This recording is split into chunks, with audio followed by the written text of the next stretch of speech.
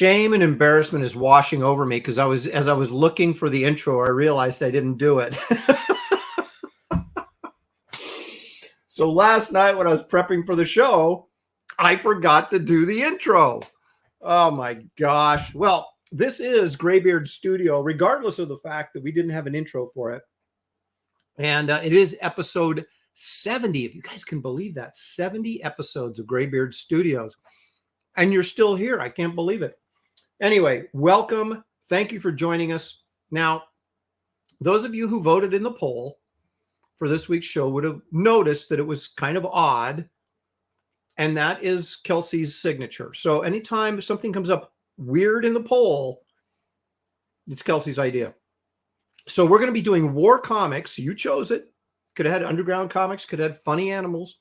We're doing war comics, but it has to be finished inking. The inking has to be applied with a brush. So I'll be brush inking today, provided we get far enough along to actually do that. But I'm planning on it. Let's see if everybody else says. Let's bring him in. It's David Williams. There he is. Hello, David. Hello, David. Yeah. Okay, there he is. I had to wake him up. Sorry. Who picked this again? Who picked this again? You know who picked it. You don't have to be a rocket scientist to figure that one out. But it should be fun. Actually, I think I have a really good idea. So we'll see. You know what you could do? I was thinking about possibly combining funny animals with war, doing like a Warner Brothers, Bugs Bunny war drawing or something like that, because they did a lot of those cartoons, of course. So I don't know how you'd work Fat Freddy's cat into it, but if you want to do underground comics. But anyway, let's bring in a guy who got his start reading underground comics and smoking weed in the 70s. It's Gary Martin. There he is. He's high right now. I know. I can smell it. I can smell it across the screen. Talking about me? Yeah, you had the old hookah out just 5 minutes ago. We know. Welcome, Gary. Thank you. Let's bring in the guy who's responsible for this mess. It's some people call him Sasquatch. We just call him Kelsey. It's Kelsey Shannon. I'll tell you who's responsible. The audience is responsible for this. Well, it's true to a certain Does this count as a war comics mercenary? Is it? No. No? You could probably go back to like the Revolutionary War and be okay. The 100-Year War doesn't count? The 100 Years' War, yeah. Well, I guess maybe. The Crusades, that was kind of a war. I mean, come on, it lasted over 100 years, right? Actually, Lord of the Rings, that was a war. Wow, we're really expanding the definition here of war comics. But I suppose Batman has a war against crime.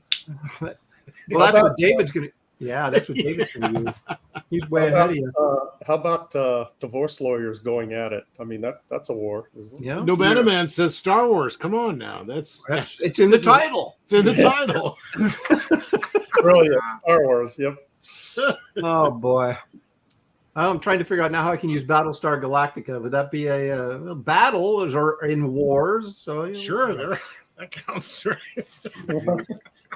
No, I'm going to go straight World War II. That's what I'm going to go. The romantic World War, or the romanticized World War. Yeah. I was going to say, ask a veteran of that war if it was romantic. World War II, the good old days. Yeah. That's right. When the very balance of the world, the survival of the world hung in the balance. Yeah. Isn't that World War II? Isn't that where the phrase came from, war's hell? Yes. And I believe it was the war to end all wars, wasn't it? Until of course, the Korean War. That was World War One. So I can draw like Dante's Inferno then for, Boy, we've got a lot. You just expanded this to, man, could I do Sergeant Rock versus Gandalf? Would that count then? I'd like to see. Well, I was hoping it would be funny animals so I could draw Phil as your character from Kit Carter. What do you mean? I'm already drawing him that way. I want to see Sergeant Rock with his Thompson machine gun hosing down Gandalf. hosing down protesters at colleges. On the campus of Columbia University. Oh my goodness. Let's see what the chat has to say about all of this. David looks like he's having connectivity problems. But, oh, wait a minute. He's gone and he's back. So I got to remove this one and add this one. There he is. Yeah, even David's camera is protesting. That's right. Obviously, that camera goes to UCLA. Or at least that's where he got it. Let's see here. Sequential Artist is here. He says, the ink brush can be the most powerful and underestimated weapon in the arsenal of any army. Captain America was an illustrator. There you go. Yeah, this one's for Gary. That reminds me, one of the worst lines ever written in comics. And it still haunts me today when Steve Rogers was an illustrator and he was working on some project. Oh, I know what you're going to say. And he says, one more line and done. Yeah. I remember when you were a writer who had never picked up a pencil to draw wrote that. No artist in the history of mankind has ever uttered those words. One more line and I'm done. Oh, forgot that eyeball. Oops, forgot that finger. Yeah. One more finger and I'm all done. Who said that art was never, I'm paraphrasing, art is never finished, it's just abandoned? That was right. Yeah, exactly. Who said that? Wrightson. Oh, he may have taken it from somebody else. No, I'm talking about, I was like, one of the greats. Like, well, they say that for film. They say that you never finish a film that's taken away from you. Right. Well, that's probably Orson Welles probably said that. Yeah. But, no, Wrightson actually said that and didn't attribute it to anybody. He just said it. So I always thought as a kid that he was the one who said that because I read it in some fanzine interview. I told that to my art teacher in high school, and she practically slapped me. It was like Da Vinci or somebody like that. I don't remember. Chat, help us out. Who said that? Yeah, someone in the chat, or at least they'll lie to us and we'll believe them. Da Vinci's the one that said one more line and finish. Sistine Chapel on time. I just lost all my respect. Oh, one more strike of the brush on Moses's coat and done. Oh. Okay. Anyway, let's get back to this. Coram, all the way from Australia. There's a couple of good Australian war films like Gallipoli. Oh yeah, that's great. Great film. And Breaker Morant is also another really good World War II. I don't know that one. You haven't seen Breaker Morant? I don't think so. It doesn't sound familiar. Yeah. Edward Woodward stars in that. Yeah, in his prime. Well, I think Brian Brown was in that too, wasn't he? I don't remember. He was married to who's that hottie? Rachel Ward. Don't know if they're still married. You know how Hollywood goes, even in Australia. But hold on a second. Who's that hottie? And we're going to answer. Oh, you're talking about Rachel Ward? Well, in connection with Brian Brown, if you knew that she was married to him. No, I don't know who's married to who, except maybe somebody else did, Gary. This whole show isn't about you. It's not like you're the only orbiting around you. Connection I know in terms of marriage is Charles was once married to Xavier Cugat. That's all I got. Okay, well, that's good. We lost David again, but he will be back. We hope. Coram from Australia says, does Ilsa She-Wolf of the SS count as a war comic? I'm sure Kelsey counts. Yes. Creative Face says, war, what is good for? Apparently comics. Art, yeah, comics. Made some hell of a comic. I think that... Is that a line from Conan? I think that question was rhetorical. Yeah, but isn't that a line from Conan? Didn't he? What is war good for? No, that's no, Aaron. That's a song. What is it good for? Absolutely nothing. Oh, I thought it was. Are you sure it's not Schwarzenegger? I think it's Schwarzenegger. Yeah, it was Arnold. Yeah, Arnold said that. Well, who's to say they didn't co-op it as a line for the movie? I'm just throwing it out there. Leg Kick is here because Leg Kick is almost always here. Kevin Wolf says, enemy ace. He said, war, it is good for the lamentation of the women. Close. It's close, right? What's it good for? It's good for the lamentations of the women. You know? Break your enemies before you and the lamentations of the women. Oh, my goodness. Okay. Repairman Jack is here. Henry Jeremek, he says, nice. When I think of war comics, I think of Sergeant Rock, the Haunted Tank, and Enemy Ace. This should be cool. Yeah, it should be, but theoretically. Enemy Ace would be great, except for the airplanes. I don't want to draw them airplanes. Yeah, I'm not drawing any airplanes. No Red Baron stuff on this one. Let's see here. Repairman Jack says Atari Force could be considered a war comic. I'm thinking this. There we go. So there'll be no Atari Force today. There's going to be war in here if you don't watch yourself. Halder 6480 Togamo Model Works. Ronan is here. Birdman Burr. Squibs Toshiro. Iodine 74. John without an H. Hyper Potato. Glitch 40-year-old Graybeard is here. He says, I love Daniel Clow's brushwork. You should do a Graybeards episode on his work. Love your show. Thank you so much for that. The return of David Williams again. Hello. Let me get everybody in their proper order here. I've been hearing about that, doing artist-centric, shows. It probably would be a bad idea.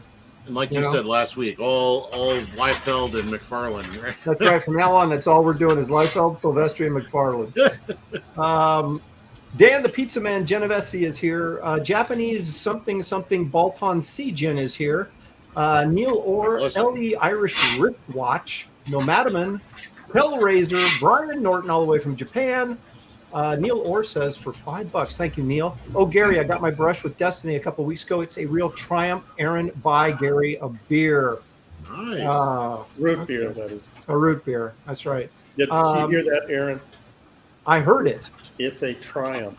Is it going to stick, though? That's the thing. Oh, I just heard the beer part. Yeah. Gary, it's a beer. What he heard was buy Kelsey a beer. That's what he heard. He didn't. Robert the Bruce is here. Sean Allen is here. Pantheon. He says a little trivia for the Graybeards crew. What was Lord Humongous from the Road Warriors' real name? Humongous was his nickname. They said it in the movie. It was Jeffrey, right? It was Bob. No, Robert the Humongous, wasn't it? Yeah, Bob Humongous. Yeah. I have no clue. And I just saw that movie on the big screen at a sci-fi film festival at OMSI, Gary. It's been going on for 2 months. Yeah, I saw the ad for that. But I went and saw it. Want to venture into Portland. Well, it was okay. They have a big T-Rex out front of the building right now. It's really cool, like a life-size T-Rex. Because I got some dinosaurs show going on there as well. But I went was he holding a Antifa sign? No, but he did have an Antifa member hanging from his mouth. So he was a good T-Rex. Yeah, exactly. Antifa Rex. Interesting enough, after Road Warrior, which played like at 6:45 on Saturday, so it's really kind of an early showing. After that, they had Terminator 2. The line for Road Warrior was it was about half full. T2, when I came out of Road Warrior, Terminator 2, the line was out the door. Wow. So, I mean, that's a relatively recent movie. I remember seeing that in the theater, and I don't think I ever saw the original Road Warrior.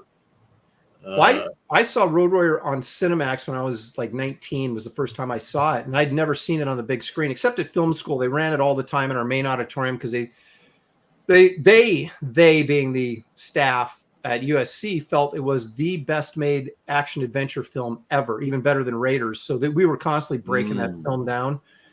But in terms of actually just sitting for a viewing of it, I'd never seen it on the big screen. So it was pretty cool. Sounds like your school was the epitome of those who can't teach.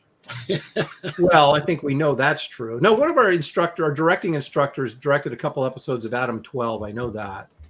Well, I mean, it's like he's never seen Commando. Jeez. Yeah. Actually, Commando came out when I was in film school, so they probably didn't see it. I did, though. Loved it. Still do. Okay, so Pantheon, you're going to have to tell us, because no one has a decent guess yet as to what his name actually was. Let's see here. Robert the Bruce says, "Hail Gary, on his award-winning, game-changing, history-altering art book that will be hailed by future generations as a triumph." Go ahead and bask in it, Gary. All I heard was beer. Again, yeah, where's the beer? So every time you hear the word triumph, you think of beer. Yeah. Now it's Yeah, that's right. It's going to be like associated with Pavlov's dog or something, right? Every time you hear Triumph, where's the beer? Richie Dupe is here. I imagine doing artists doing streams about art and comic books. I know. Though that's what we're here for. We're changing the narrative. Sean Allen, Road Warrior movie was Arnold Schwarzenegger as a feral kid. Best thing about Road Warrior was Arnold Schwarzenegger as the feral kid. Okay. He kind of does look like that a little bit. It does, yeah. And as for the Road Warrior, we never saw him again. He I lives was wondering what happened to that guy in my memories. Well, there was a theory that it's it's not really based on anything, just a fan theory that he grew up to be the new Max in Fury Road. I mean, that's literally based on nothing. They just right. Yeah. Some people think that Tom Hardy grew up to be the new Mad Max in Fury Road. So that's another thing that's out there in the ether. Just a rumor. Yeah. Hidden Hand Media, Spaceman, Squibs, Glitch. Let's see who Best Age Comics is here. Henry Bemis, all the way from Oregon. He says, you're doing brush inking and Gary isn't participating. Gary never participates.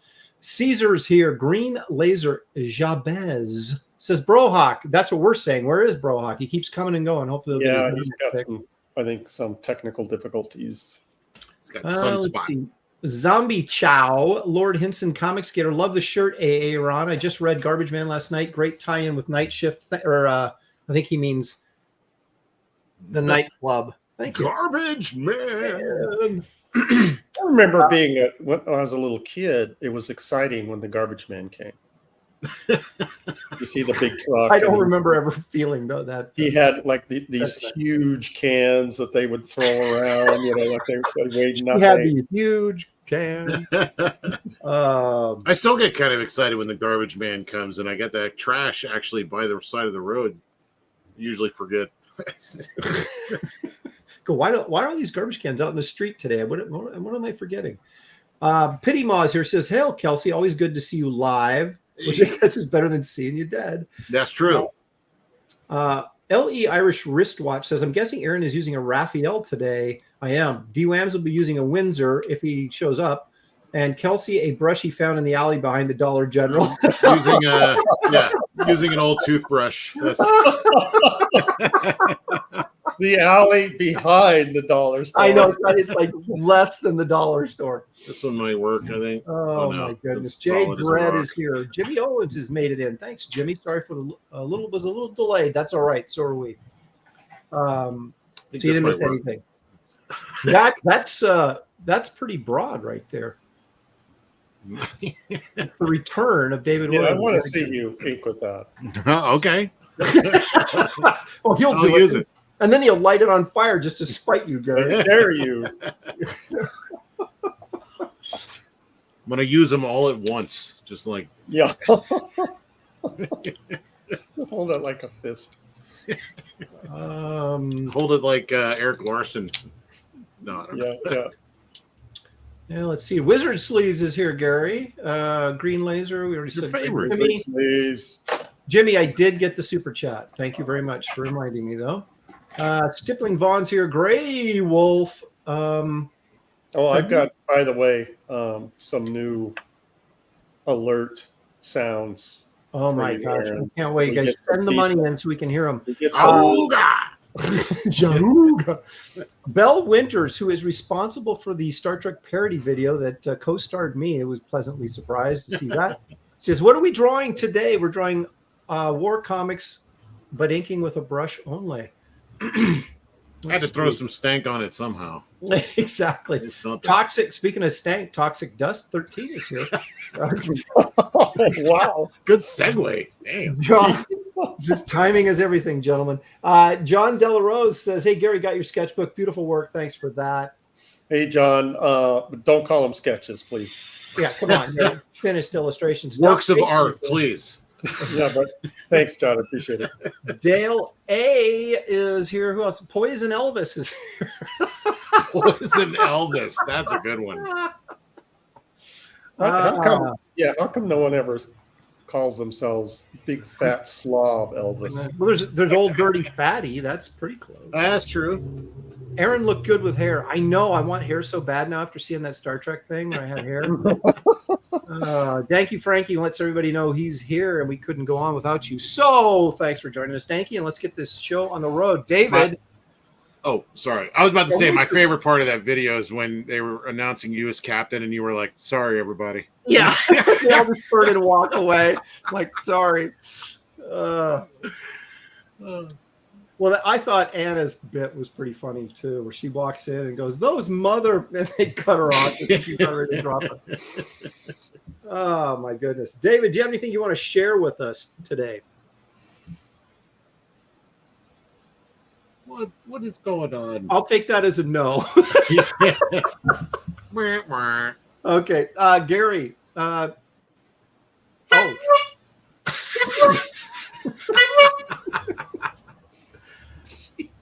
See if we can do it. Oh yeah, there you go. Oh, Can you do that? Yeah, we used to be able to do that, like the little farting sound or whatever. I can't do it anymore. You squeeze so hard you actually cut a real one. Glitch for £2. That's not light. Just wanted to hear Gary's new alert noise. Okay, it was worth it. Was it worth the $2? Thank you, I appreciate it. Yeah, well, somebody's gonna have to pony up more than that to get the good one. Wizard Sleeves says Aaron bald is beautiful, but that means I'm guessing Wizard Sleeves may be bald himself. Welcome to the club. Jimmy Owen says it's a new setup, so I was making sure you received it. Man, I love this show. Great as usual thus far. And we haven't even done anything. Wait till we start drawing. It'll really get good. Stippling Vaughn says, well, we know what Gary found at the flea market. Scott B. Gary, blink twice if you're with us. Oh my gosh, we got the most entertaining chat in the business, I think. Okay, why are they entertaining if they're insulting me? Well, that goes without saying. Gary, so share with us what you would like to share with us, because I know you'd like to share with us something. Oh, do I? No. Stuff over your shoulder, don't you want the auction. Are we still doing that? Will you slap him? It's up to you. You're the one that. Are you holding it now until Saturday night for the big auction? No. I advertised it. So yeah, these two pieces after our show, which will be what, like 4:30-ish. Well, it depends on how quick I get done. Yeah, in that neighborhood.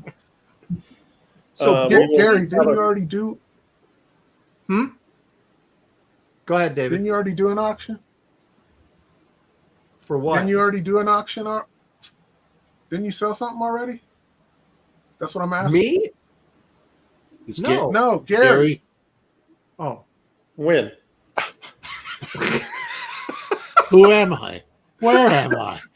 David, what are you talking about? I thought we already started off already. No. Never mind. Forget it. Okay. Look at David's been phasing in and out of reality here today, and he's a little bit behind. That's okay. No. So anyway, so we're doing this after the show today. We'll have a quick, after the show, we'll have a quick auction. These two pieces, the infamous Bruce Lee that was boxed out of my art book, and the last surviving tachyon page, penciled by Aaron and inked by me. I wouldn't say it's the last surviving one. It's probably the last surviving one on the open market, though. Right.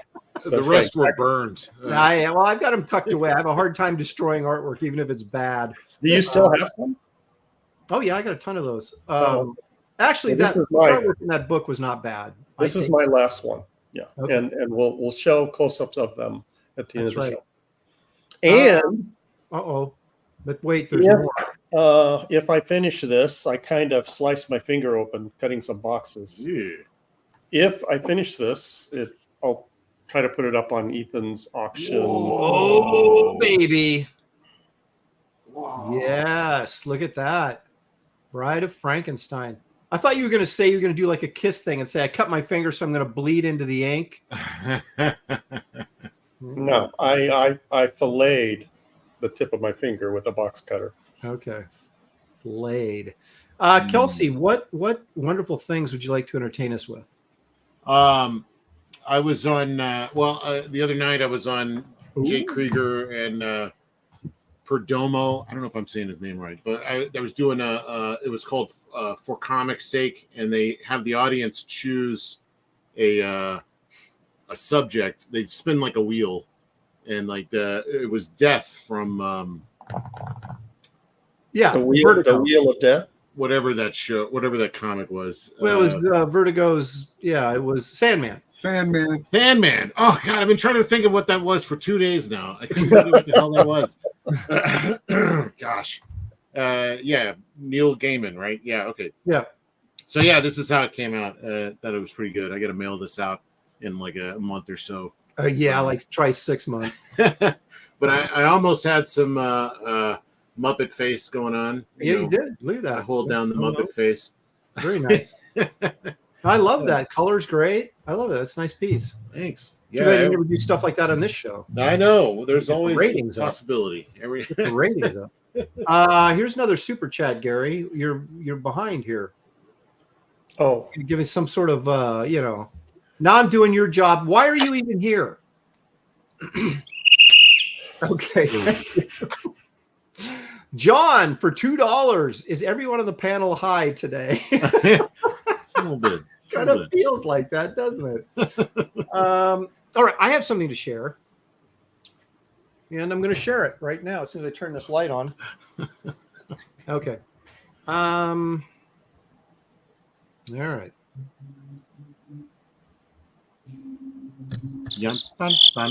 There we go. Thank you.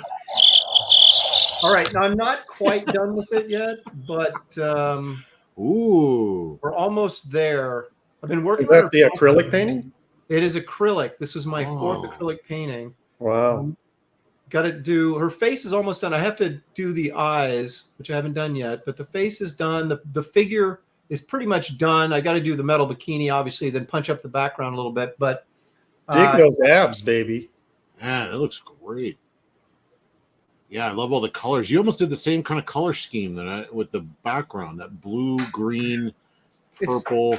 I love mixing all those colors. Well, I've got kind of an orange red going here. Yeah. And then so I thought I'd go blue green in the background. And I'm going to do a kicker light over here on this side of her. Yeah. So I got the hot light coming in here on this side.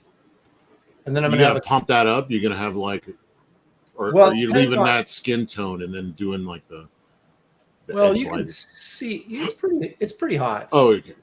And especially if I darken up that background, it's probably really going to be hot. And, I'll say it's pretty hot. Yeah. And then, but then I'm going to put a little kicker in here, probably blue or something right in here. Arm hair.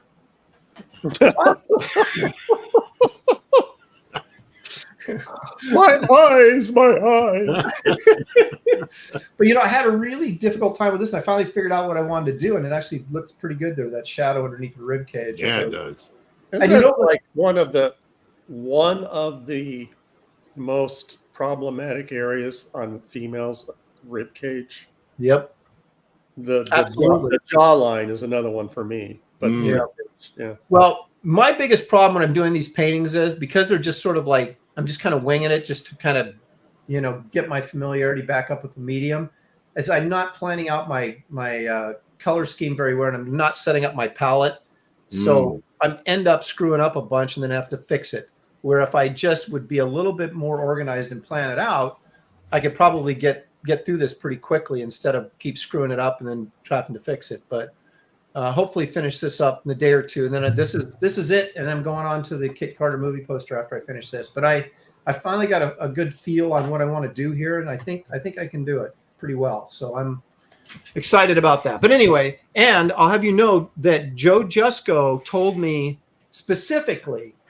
He said when we're talking about paints, he said don't listen to Kelsey. That's all he said. And like, okay, no, here's the thing. These are, I said, this is what I'm using, and these are just basic acrylics, right? And he said, oh, don't use those. Those are crap. He said, use the, what are they called? They're like soft. Yes, soft. acrylic soft or something like that. I ordered some. And Jusco was telling you this? yeah, he says use the soft ones because they're professional quality and they flow much nicer. And so he said, do not go to the dollar store. He specifically said that. And again, Well, not for acrylics. Jeez. Well, I don't know. You go to Walmart for acrylics. Everybody knows that. Besides that, setting up your palette's easy. Let me show you. Yeah, there it is. Ready to go. Done. Okay, so David's taking a shot at me. He says, I thought Kelsey was hairy. Well, think about this. Wow. Yeah. So there it is right there. Relevator, soft body acrylics. That's exactly what it is. Try to take it easy on David. He's got to draw us first, then do that. I think these explosions may be upsetting his internet. I'll have to quit blowing people up. Okay. Aaron, didn't that used to be your nickname in junior high? Soft body acrylics. Soft body Lopresti is pretty much. Then I started pumping iron and everything changed. There he is again, David Williams, ladies and gentlemen. If my computer craps out one more time, I'm tapping out. Oh, see, you're just looking for an excuse. You don't have to draw war comics. Well, Yeah, how come your computer never has issues when you're doing Batman? Yeah, I know. Very strange. All right, so Kelsey, what are you doing today? I was looking through some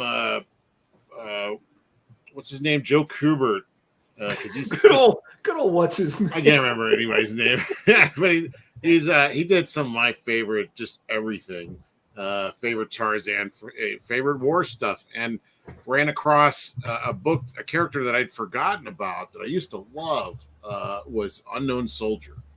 I'm going to do that one. All righty. Okay, David. If you stick around, what are you going to do? I don't know. Excellent. He's like, I was going to do Unknown Soldier. No, I thought you were going to do Batman: War on Crime. Yeah. See, David hates it whenever Kelsey gets computer's to crapping choose out the again. topics. So do you. I know. The audience I know. loves it because it drives both of you guys crazy. I know we're all like, let's do Silver Age comics. Kelsey's like, let's do Fat Freddy's cat in a brush. You're like, what? Okay. All righty. And Gary, you're just going to watch. Actually, Gary, you should be participating. You're like the big army guy. You do like professionally. Yeah, but I have never inked an M1 rifle with a brush. You can do it. You ink everything else with a brush. Yeah. Wait a minute. You've done those war pieces for. Yeah, but I use pens on all the weaponry Oh. because I want to, get every nut and bolt and. I will be doing Combat Kelly and his Deadly Dozen. I'm not going to do the dozen, though, just Combat Kelly. I'm not that crazy. You should do him like retired Combat Kelly and the Baker's Dozen, where he's like, That sounds like hanging out on the my couch. story. Yeah, they're just all sitting around eating donuts.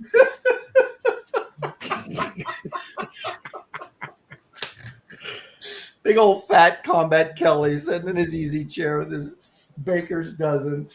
Oh, gosh. So, indeed, I did go and see Road Warrior, and I have to say that even after all these years, I still agree that with my teachers at film school that it's the best action adventure film ever made. Now, is that too much of too bold of a statement? Do you think? That's bold. I mean, That's pretty bold. Yeah. ever made. That's I would put it up there, but ever made, that's debatable.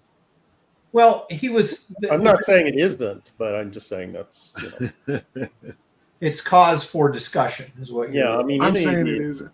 The A-Team, that was, you have to consider that Well, that was a TV show, though. an amazing Yeah. Well, no, wait a minute, David. You just said you disagree. You're going to say something like Justice League, right? How'd you guess? Oh man. The Well, last Batman film. Yeah.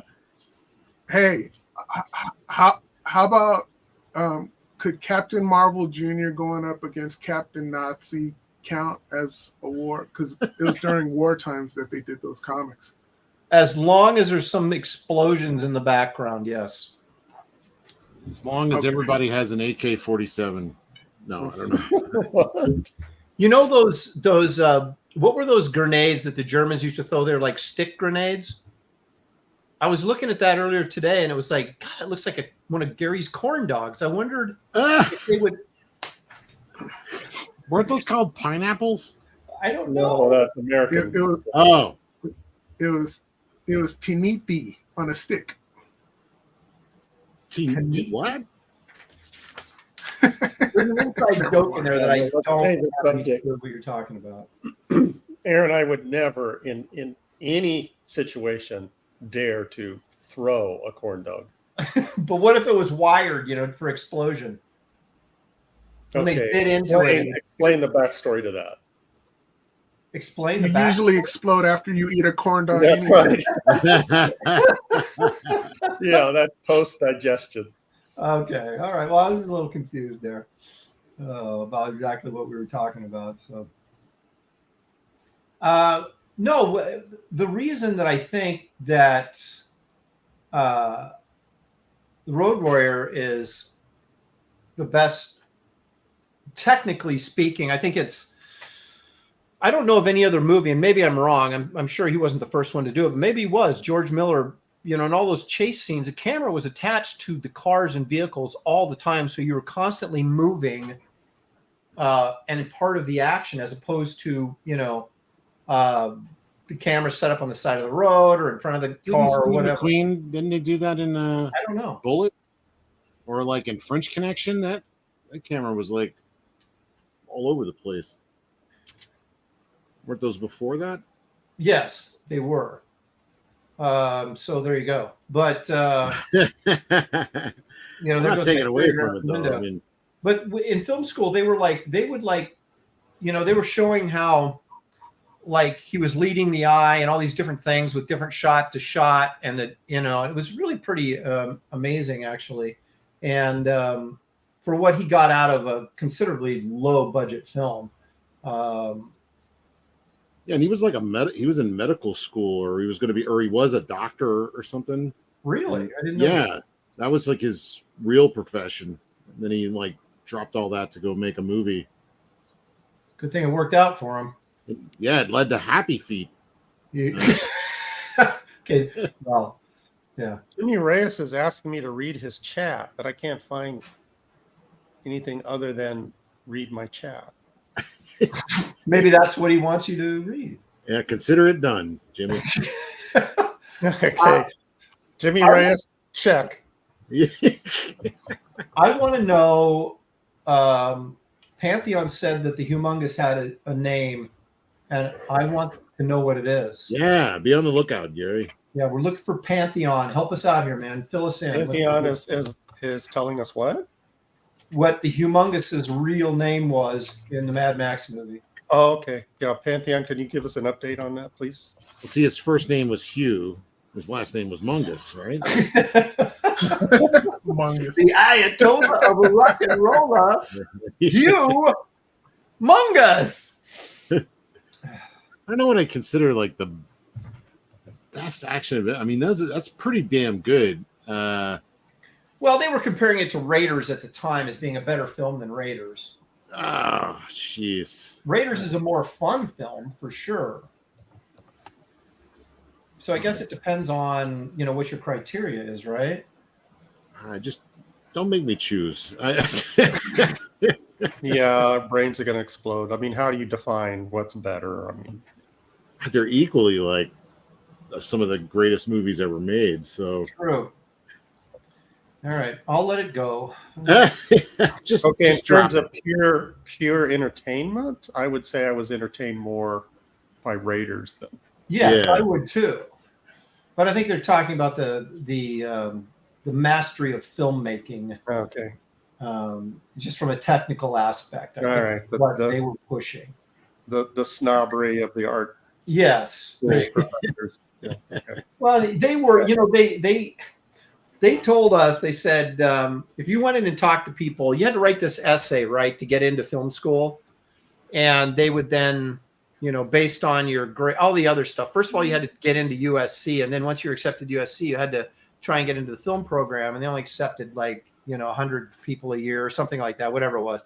And so they would say, I'd go in and ask people that were in. I would say, what'd you guys write in your essay? How did you get in? What did you say? Because I wanted to be genuine, and As opposed to and what your instinct told you to do. right, it's like, I wanted to get in. I was prepared to lie. I just wanted to get in, And Did you adjust your beret when you were about to speak? yes, I did, because I didn't get in my first attempt. And so I went and talked to people, and they were like, whatever you do, don't mention Spielberg, don't mention Lucas, don't mention all these people that gave money to the film school so that it could actually exist. Don't mention those guys. They said, they're looking for something pretentious and all. Jean-Luc Godard or whatever. Yeah, Jean-Luc. Yeah, that's who talk about Picard, Jean-Luc Picard. They go, no, that's Star Trek. I got oh, wait a minute. That's name why is I didn't Degoe. get in. That's because I was talking about Star Trek, and they're like, "What?" we got the update from Pantheon. Oh. Lucius was his real name. When he was choking Toddy out, he kept saying, Lucius, wait. Oh. Really? Lucius. I don't When he remember was that. choking out, you mean he was choking out Wes, right? Well, that's what Pantheon is saying. Choking out Toddy. I don't remember Toddy. Well, that's what I mean. Toddy was Wes, was the name of the character he was choking out. Oh, okay. All right. Well, it doesn't matter who he was choking out. Okay. The So point is he was saying, Lucius, wait. Okay. All right. Action adventure. Now I'm going to go look. I'm going to go watch it again now and see if that's actually true. Henry Beavis. Okay, Birdman. Big Trouble in Little China. Oh yeah. I know, but that's not That's what I was gonna say. That's not really an action film, is it? Yes, what it is. would you categorize it? Comedy. What would you call martial arts? I'd call it sci-fi martial arts comedy adventure. Yeah. Action adventure. I mean, the most purest form of that has got to be Raiders, but And Road Warrior. I think Road Warrior leans more into action dystopian. Yeah. Right. Zeno the Stoic is setting the record straight. Aaron wrote a screenplay about gay cowboys eating pudding and got in. And close. Like I said earlier, I'm still going to lean on Commando as being a runner in that race. Commando. Well, I mean, that is an action film for sure. And it was an adventure. He hung on to the Sure bottom of an was. airplane. It was an adventure, all right. Well, Kelsey, how would you categorize Sorcerer with Roy Scheider? Yeah, I guess that would be action adventure also, wouldn't it? Yeah, see, Like, what about Speed? Was that action adventure? That was a great one. yeah. Speed? Yeah. But Speed was not a better film than Road Warrior. Oh, it was pretty damn good. All right, I see where this is going. I'm here to complicate things, Aaron. That's my job. Well, okay, how about this? This weekend at the same sci-fi convention, this sci-fi film festival, they're showing Brazil.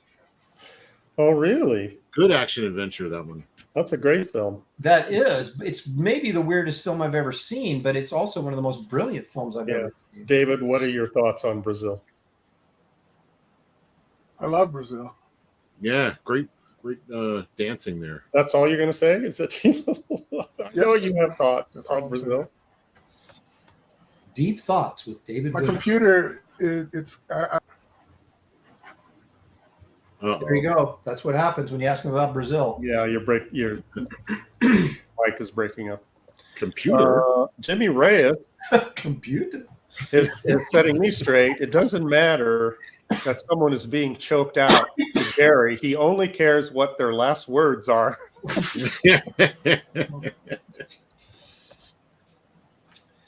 Well, no, I remember seeing Brazil in film school, so that was definitely a film school type film. But I loved it. it was incredible. It was just so. I mean, I wanted to be Robert De Niro's character. Oh where my it's gosh, that swing in renegade and fix your electrician. air conditioner. Yeah, or whatever. Yeah, electrician. Oh, Thanks, Gary. the tide must be coming in. The tide must be coming.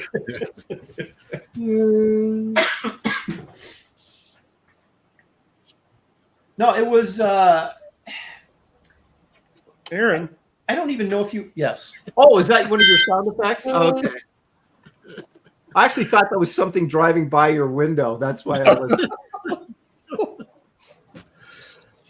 John with no H for $2. Thank you, John. Kelsey's favorite action film is Jingle All the Way. Second to Commando. Solid actioner. Yeah. Yes. Art of Roy says went to rent Brazil, but mistakenly rented Buttman in Brazil. Yikes! That's the same thing. Oh, Roy, if you have to go behind the curtain, then you're not making a mistake. Yeah, that's true. Yeah, if you go behind the curtain to rent those films, you ain't making a mistake, pal. Oh my gosh. No, there was like all sorts of like bizarre film references in it, like Battleship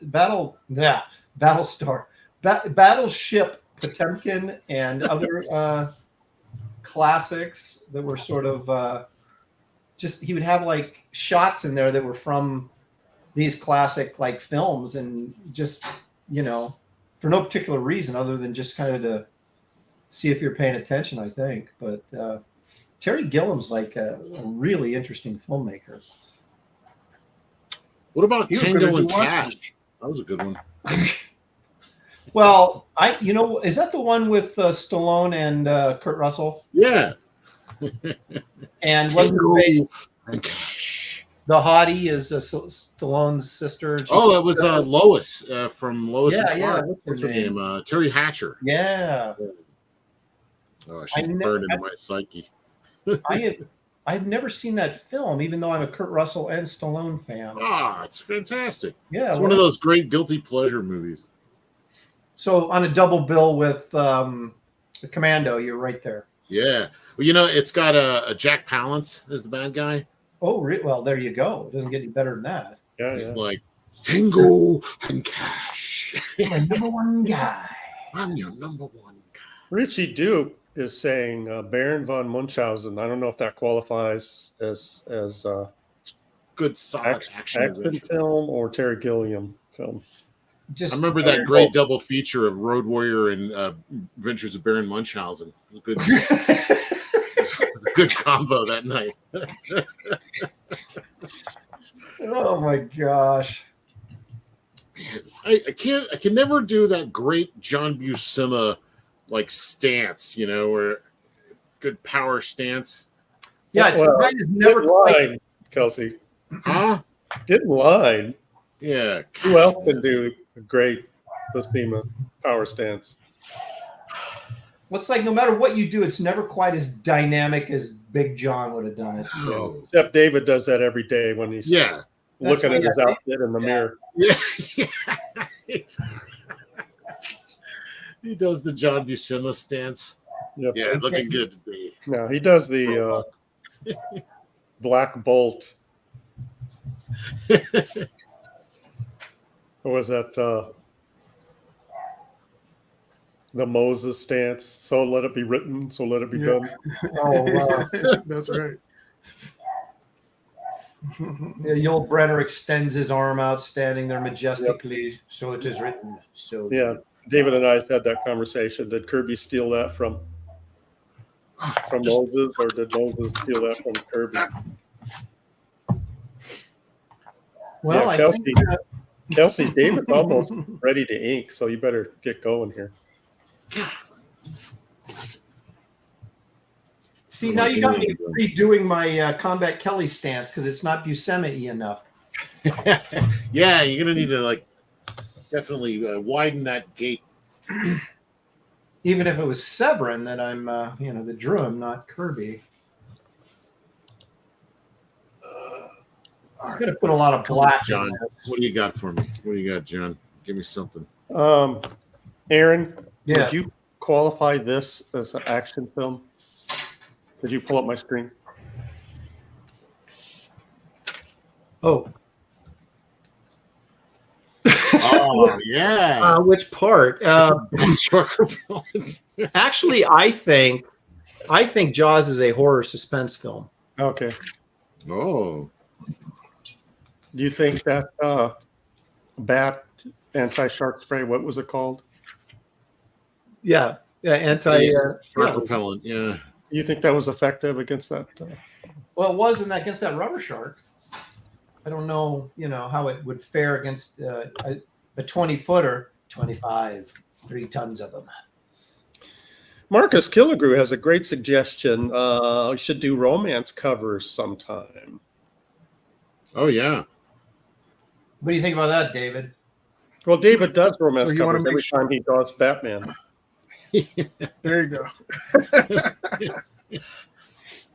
So you want to make sure our numbers dwindle even more? Yeah. There you That's have the it, goal. folks. Yeah. There you have it.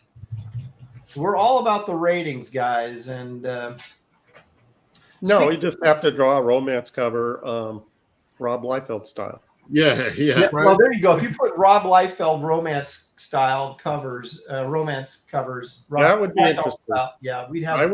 I would show up for that. Like yeah, that Well, at least great we- action adventure movie, 50 First Dates. At least we won't have to draw feet. that's right. I can't hug you any harder, dear. Your shoulder pads are killing me. They got blades sticking out of them. Is that Marcus, his Kirby romance that he posted? And the girl is saying, why is it every time I hug you, I feel like trash or something, something like that? What was it, Marcus? It was just hilarious dialogue on it. Yeah, what was the point of her saying that? Like, Yeah. just to be mean? Well, obviously, she's dating a guy from the wrong side of the tracks and feels guilty about it, but yet she can't deny her passion for him. That's just speculative, of course. I don't know that to be the truth, but seems logical to me. Kelsey, you're I got something in my burning a head. hole through that eraser today. It just ain't coming out. Yeah. He's struggling with his own concepts. How about that? Well, I honestly had no idea what I was going to do for that. And I still don't like what I'm doing, but whatever. I'm committing. Let's do this. Let's fail. Let's fail with pride. Well, I got to admit, I was shocked because I thought for sure Underground Comics was going to win. Oh, we lost David again. Have we lost him forever, though? That's the question. Will he come back? Hopefully he'll soldier through. Get it? Yeah, See what I did there? he's here for your entertainment. It's Gary Martin. Yep. Just all those old guys that did this stuff, President's Company excluded, they made it look easy. Well, I think. I would think that the guys that drew this stuff kind of wanted to do this stuff. Oh yeah, absolutely. They loved it. Well, I mean, like I was watching. There's a lot of great videos of Kubert, Joe Kubert penciling and inking and stuff because of the Kubert school, and he's just like pencil lightly and then add a darker and then ink it and it's wonderful, right? Yeah. If your last name is Kubert. Yeah. infuriating. Well, I don't know. It's just like, when does this get easier? It never gets easier, does it? I'm worried that like someone like Billy Tucci's going to see this and go, that knife's not right, that gun's not right. Yeah, that's the thing. You do military stuff, you've got to be spot on, or they will call you out. Maybe that's why I was choosing Unknown Soldier, because it's a guy in a trench coat and a bandaged face mostly. Yeah. Oh, Marcus giving us an update. Quote, "When I'm in your arms, I feel like trash." I'm still wondering what that was in reference to, though. What was she talking I think about? she liked dating a bad boy. I think that's what it was. That would have been a good line for Garbage Man. Oh, I'm in your arms, I feel perfect. like trash. Perfect. I was never into war movies when I was a kid, and I find it Really? interesting. There's, like guys like Billy, and obviously he went and joined the Marines and all that kind of stuff. So he obviously was into it. But I think it's kind of fascinating that some people really gravitate towards that. Oh yeah, my brother and I love that stuff. To this day, we love that stuff. Yeah, I'm a big fan.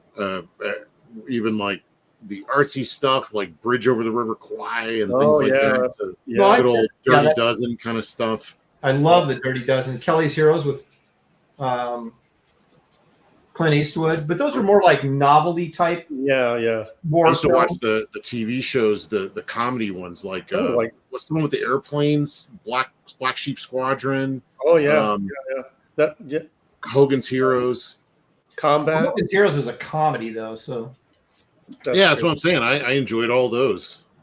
They were everywhere. Like Western, when I was a kid, and probably even more so when you guys were kids, but everything, there was just tons of Westerns and stuff about World War II.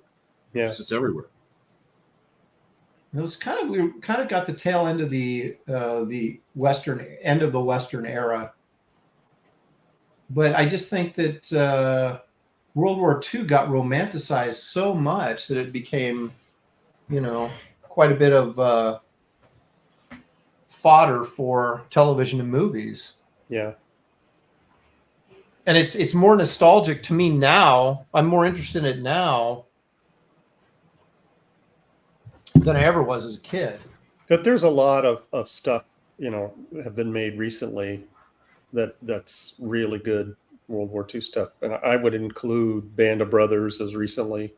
Right. Band of Brothers was great. Oh yeah, that was good.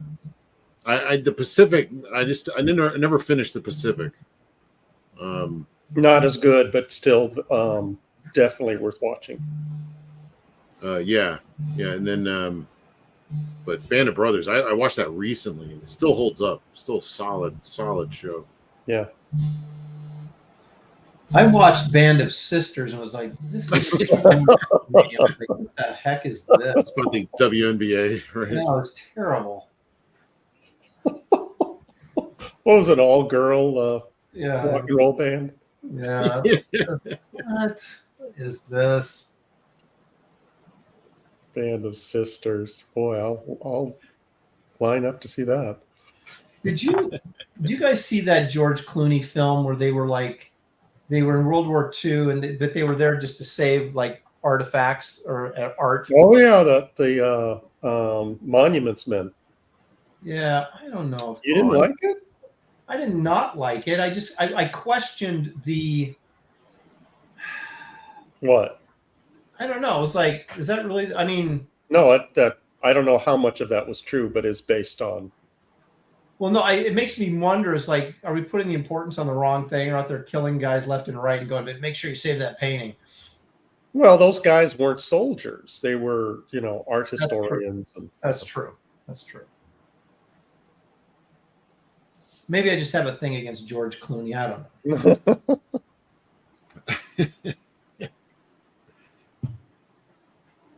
Yeah, I don't know if I'm familiar with that one.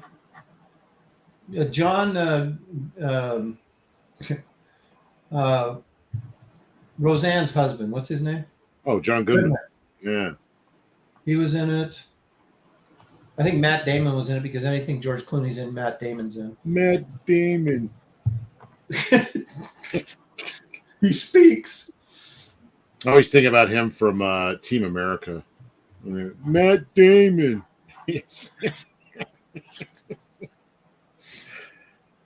I never saw that.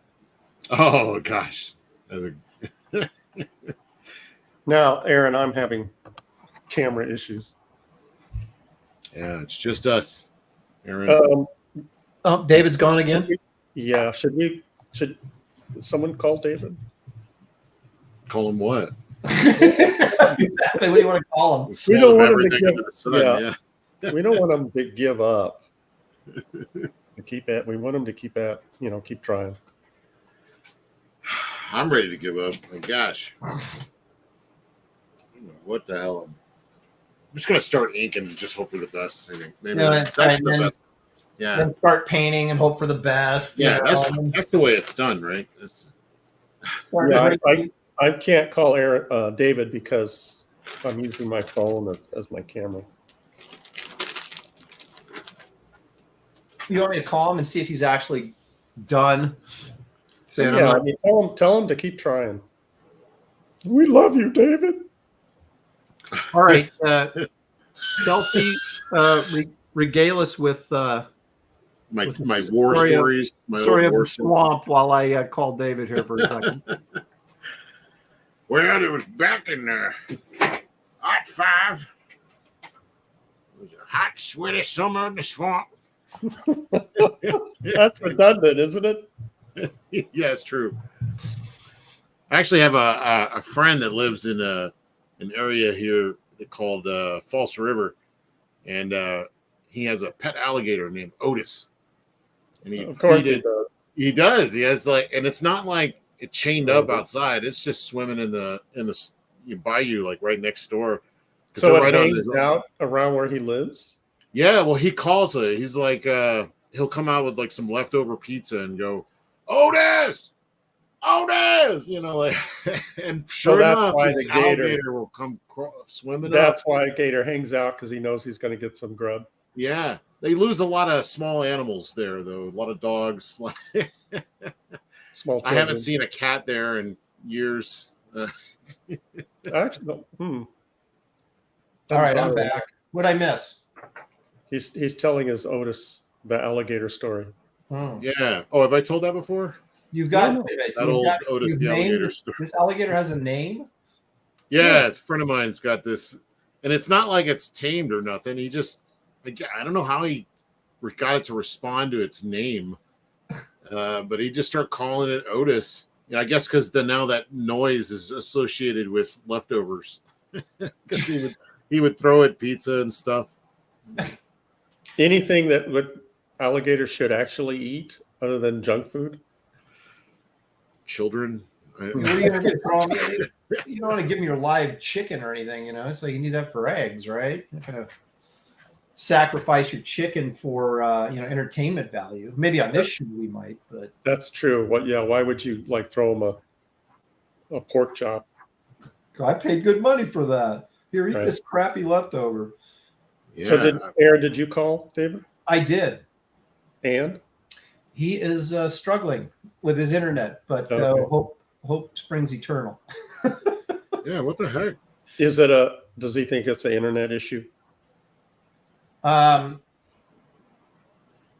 He says it keeps kicking him out, which that would be an internet issue, I guess. Okay. Right? And there's not much you can do about that, right? Right. Well, I'm assuming when he said it keeps kicking me out, he's referring to the internet. I don't know. Something else going on over there, but his mischievous ancestor ghost. Yeah. So he's trying.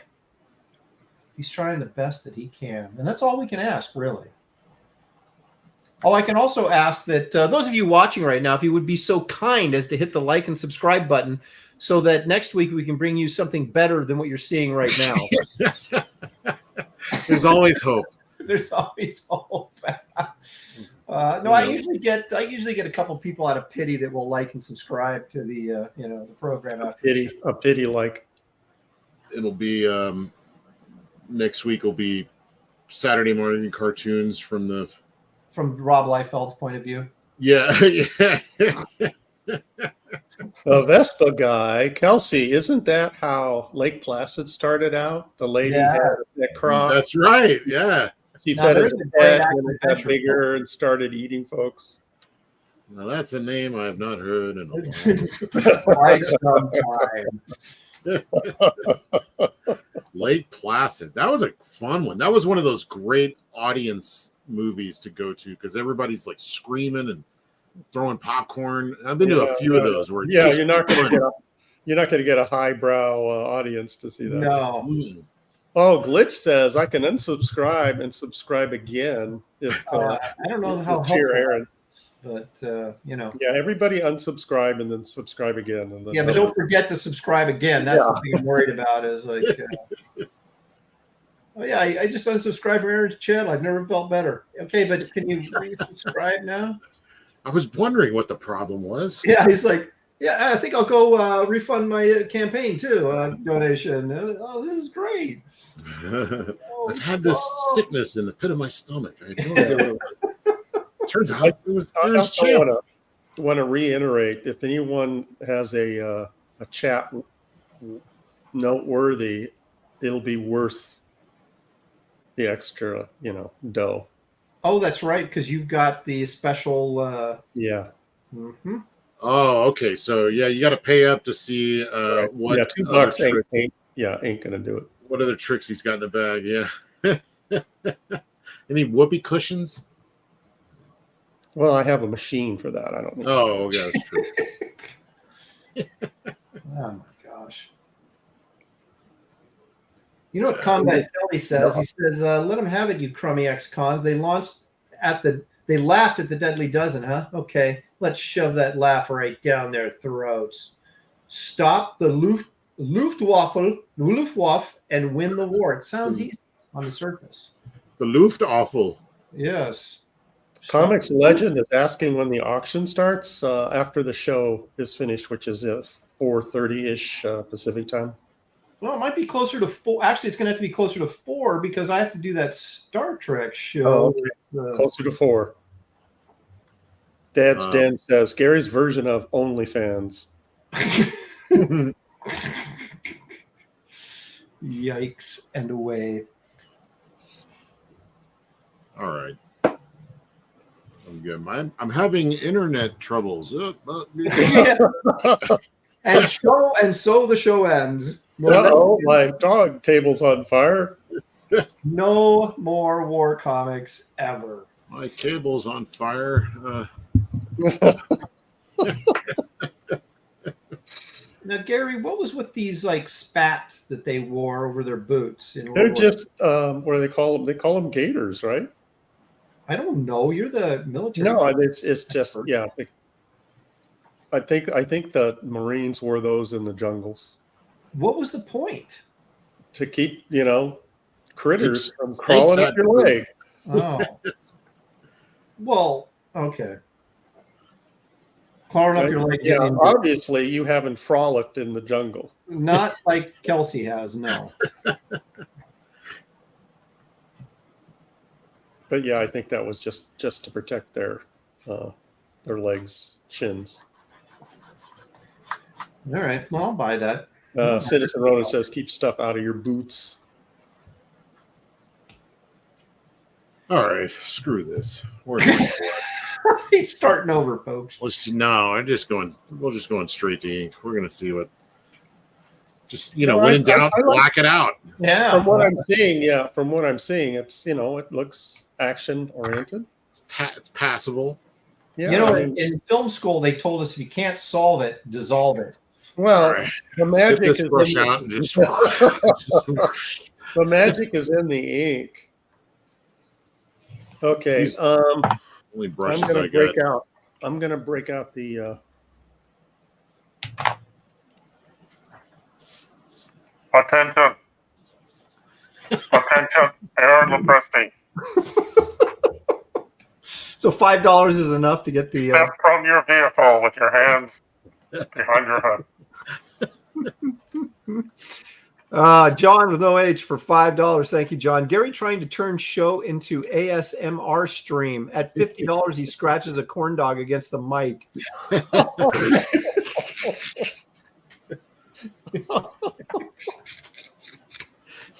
Oh man.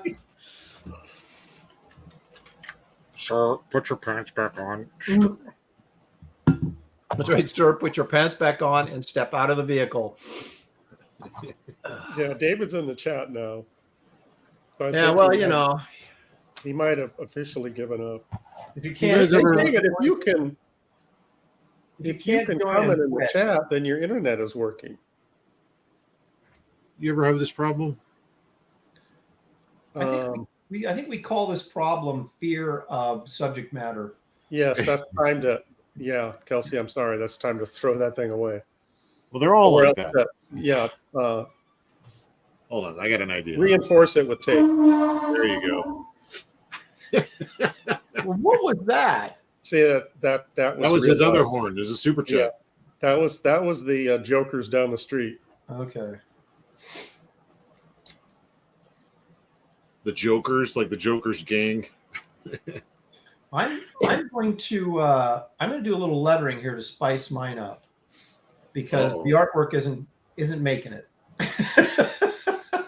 So if I can distract people with lettering. Speaking of lettering, when we auction off the Tachyon page, do you remember who lettered that book? Oh God, no. The lettering is perfection. It's so Ooh.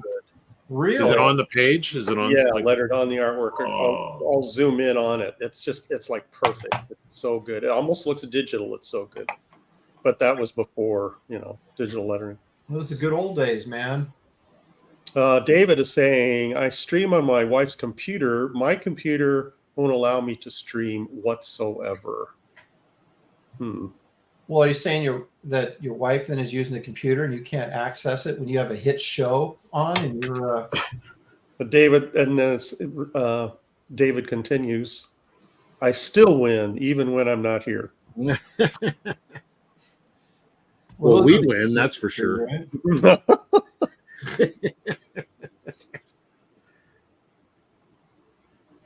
Okay, Kelsey's inking Aaron, just for a heads up. He's Yeah, inking I'm with a about ready wobbly.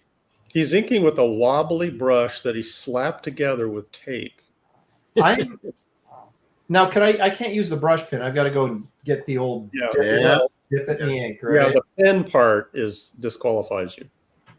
Okay, well, I'm going to do do I have to do the lettering in a brush too? Well, what's the description, Kelsey? Yeah, everything with a brush. That's true. Good call. Good call, Gary. Thank you. For crying out. Did your mom ever say that? For crying out in the night. And my grandma used to say, "Good night." I don't know where that comes from. Oh, Gary's full of them today. Stealth XS X5 for $2. Thank you very much. Hello back to you. hello. We got another one, Gary. New sound effect, please. What was that? What is this show? What is going on? See, this is the real reason for the ratings decline. John, again, with no H for $5, says, Kelsey, you ever have this problem? You mean stalling to figure out what you want to do? Yeah, we all suffer from that problem. Yeah. What do you mean? Just not knowing what to do? Yeah, all the time. That's how I start every day. Yeah, Pretty I know, much. like, oh my gosh, what am I going to do today? First, I have to remind myself, where am I? Then I can begin to start the day. Oh. I don't recognize this room. Is this where I started? Yeah. Is this my house? Do I even have a house?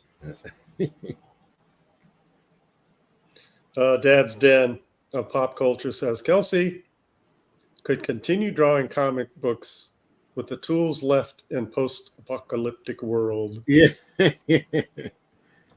Yeah, just give me some like charcoal and some old crumbled wall, concrete wall. Attention. That's right. Attention, Aaron Lepresti. Cease what you are doing. All right. Well, I'm about to start thinking. The super chat. Fox Mulder. Woof. Fox Mulder for $20. Thanks, Fox. He's Ooh. not a NASCAR fan, but it was cool seeing Cyberfrog on a race car. That was actually pretty cool. Have you guys come across opportunities to have your characters advertised on something you wouldn't conventionally think of being associated with comics? No one has ever offered to advertise any of my stuff. In fact, they asked me not to be involved in that. We will pay you not to advertise. That's right. We don't want you advertising in this place. What is it going to cost us to keep you away? I'm looking into blimp advertisement. I like skywriting. Yeah. Don't see that anymore. Wonder why. Well, it's interesting that Fox would ask such a question because Gary and I in the 90s did a series of gay porn comics. And What? No, Oh, you had me going there for a second. no, of course not. Because if there's anything I can believe about you fellers. No. We had this 7-Eleven cup job but they were all for like new characters that were just created for this purpose. So in a way, because I think I had to design the characters, and Gary, you inked them. You remember that? I vaguely remember it. It wasn't something that I lay Wrote awake at home night about? reminiscing about. Well, it was a job, Right. But it wasn't memorable characters. They weren't like. Yeah, they were actually pretty lousy. What was it for? 7-Eleven? Well, this ad agency contacted me, and they wanted to get. Oh my gosh, this brush is terrible. Sure, Aaron. It's No, it is. They wanted. How are you cleaning your brush right next to the artwork? Are you insane? I do this. I'm all rubbing the off time. on him a little bit. These You guys. also have an open bottle of ink right there. Right. Are you kidding me? I do it all the time. And that's why I ruin so much artwork. Have you ever knocked that ink over? Oh, we do it all the time. Oh, okay. But no, I normally have it on a tray, but it's kind of a little inconvenient. Yeah. So. See, now I'm really nervous. Well, war is hell, Gary. That's true. No, these guys, they wanted image guys to do these drawings for them. And the image guys were just laughing at him going, and this guy talked to me from this ad agency in San Francisco, and he's like, we offered them all kinds of money and they wouldn't do it. And I go, you don't have any idea how much money these guys are making publishing comics right now. You could not offer them enough money to make it worth their while to do this stuff for you. Which was true. Familiar. And so then he gave it to me. And then I was like, then I gave it to Gary. And the rest is, as they say, history. I don't even know if they actually ever made it into like 7-Eleven or whatever. Yeah, I never saw them. I didn't either. But I don't frequent 7-Eleven. So Is that even still a thing anymore? yeah, I mean, don't they have like $1 slushy day or something like that? I don't know. I think Slurpees rule. There's still. I had one the other day, and it's just as good as I remembered it from my time. he had that one. Wash his corn dog down with. That's right. Yeah, 7-Eleven corn dog. Toshiro says, Gary, was it lettered by Willie Schubert? That's possible. Oh, Willie Schubert was one of the best. You guys are gonna make me go dig out a Tachyon comic, aren't you, to see who lettered it? Well, Yeah. I'm very well. When I show a close up of the page, you'll want to know. That's how good the lettering is. But just lettering on the All right, I'll go check. Okay, before you check,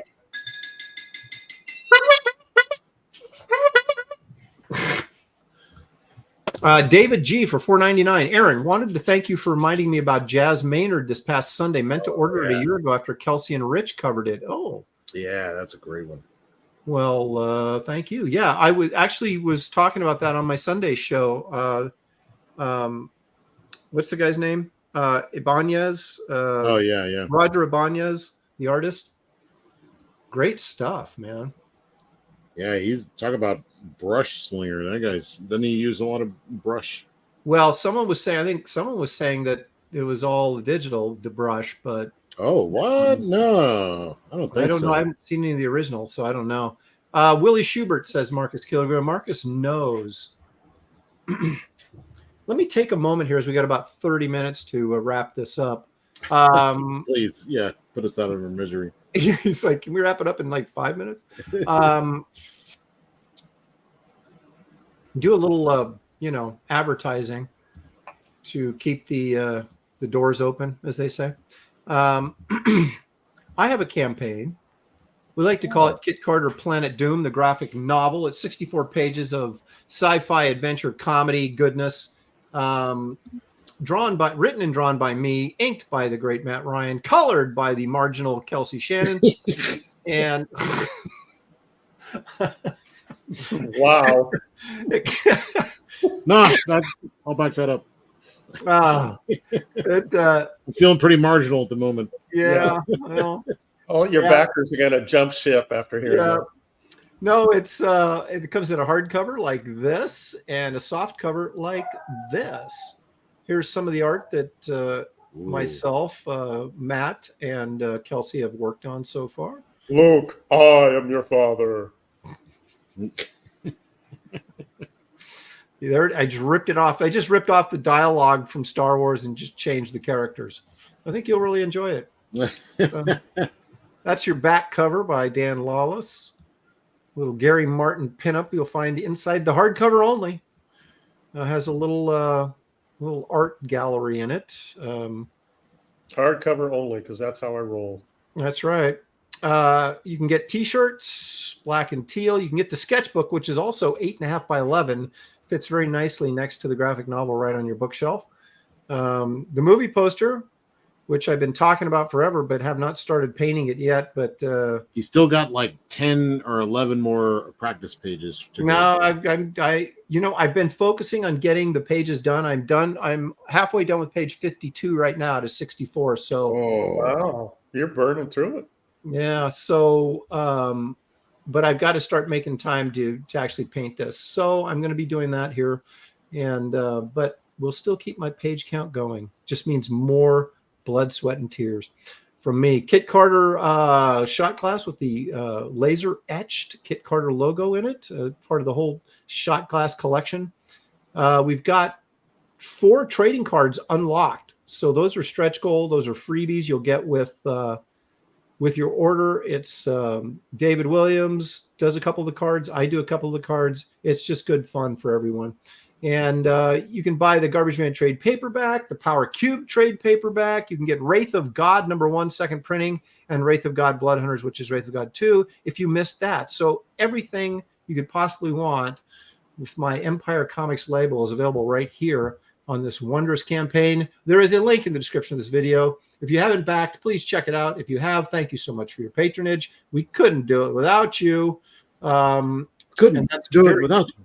We couldn't. Make sure you get the Garbage Man perk so you can feel like trash. That's right. Whenever you hold it, you'll feel like trash. Kelsey's also got other things in the other irons in the fire, we like to call it. This is Nexus Scourge. Is that a pirate story? Yeah. Yeah, Space pirate. Space pirate.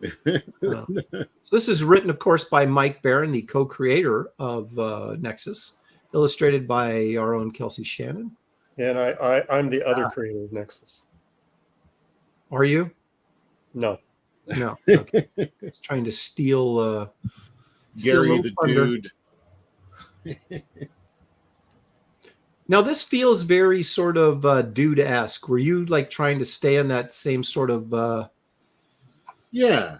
for continuity's sake, sort of, to kind of keep it traditional? Well, as soon as I could go off the deep end and just go straight anime with it or something like that, but it just, to me, it doesn't feel right. I mean, there's just so much, and even a lot of the artists that they've had to come in, even Jose Garcia Lopez and guys like that, they all had I think they all kind of fit, really well with Nexus. So like, I didn't want to go too far astray, No, it looks really, really good. I love that stuff. There you can get, there's a nice little I've drawing. seen that before. Hey, yeah. It's Nexus. Me is Nexus, yeah. Shades and the shirt. There you go. But anyway, you guys, there's both the links to both these campaigns are in the description of this video. So if you haven't backed Nexus Scourge, this looks like it's gonna be a really nice looking book. Way better drawn than what I'm doing right now. Exactly. So don't use what you're seeing here today as an example. Yeah. But anyway, you'll find the links in the description of this video. So we appreciate your patronage. Thank you. And your support of these projects. Appreciate your Kelsey, what you're doing so far doesn't remind me so much of Basima, more like Gene Colan. Oh, okay. I can get down with that. I like me some Gene Colan. I mean, there's a lot of like Mignola legs adopted by Mark Silvestri, trying, mixed with, yeah, 3 different types of what have you. I mean, there's, I could see all these little things that I've picked up from people, but it just that figure just looks very kind of fluid.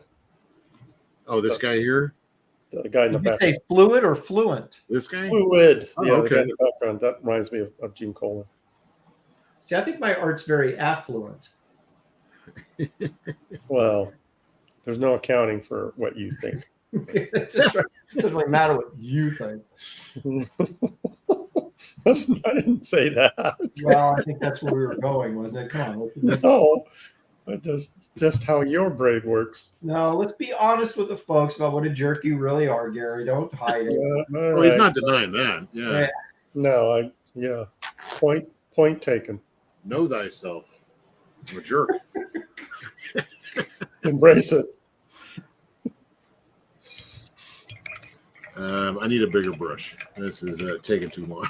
Is that a line from Jaws? I think Yeah, we're going to need a bigger brush.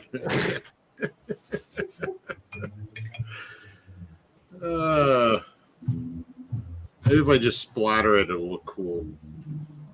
We'll try that. Pity Ma, Aaron. I'm about ready to spill my ink on this.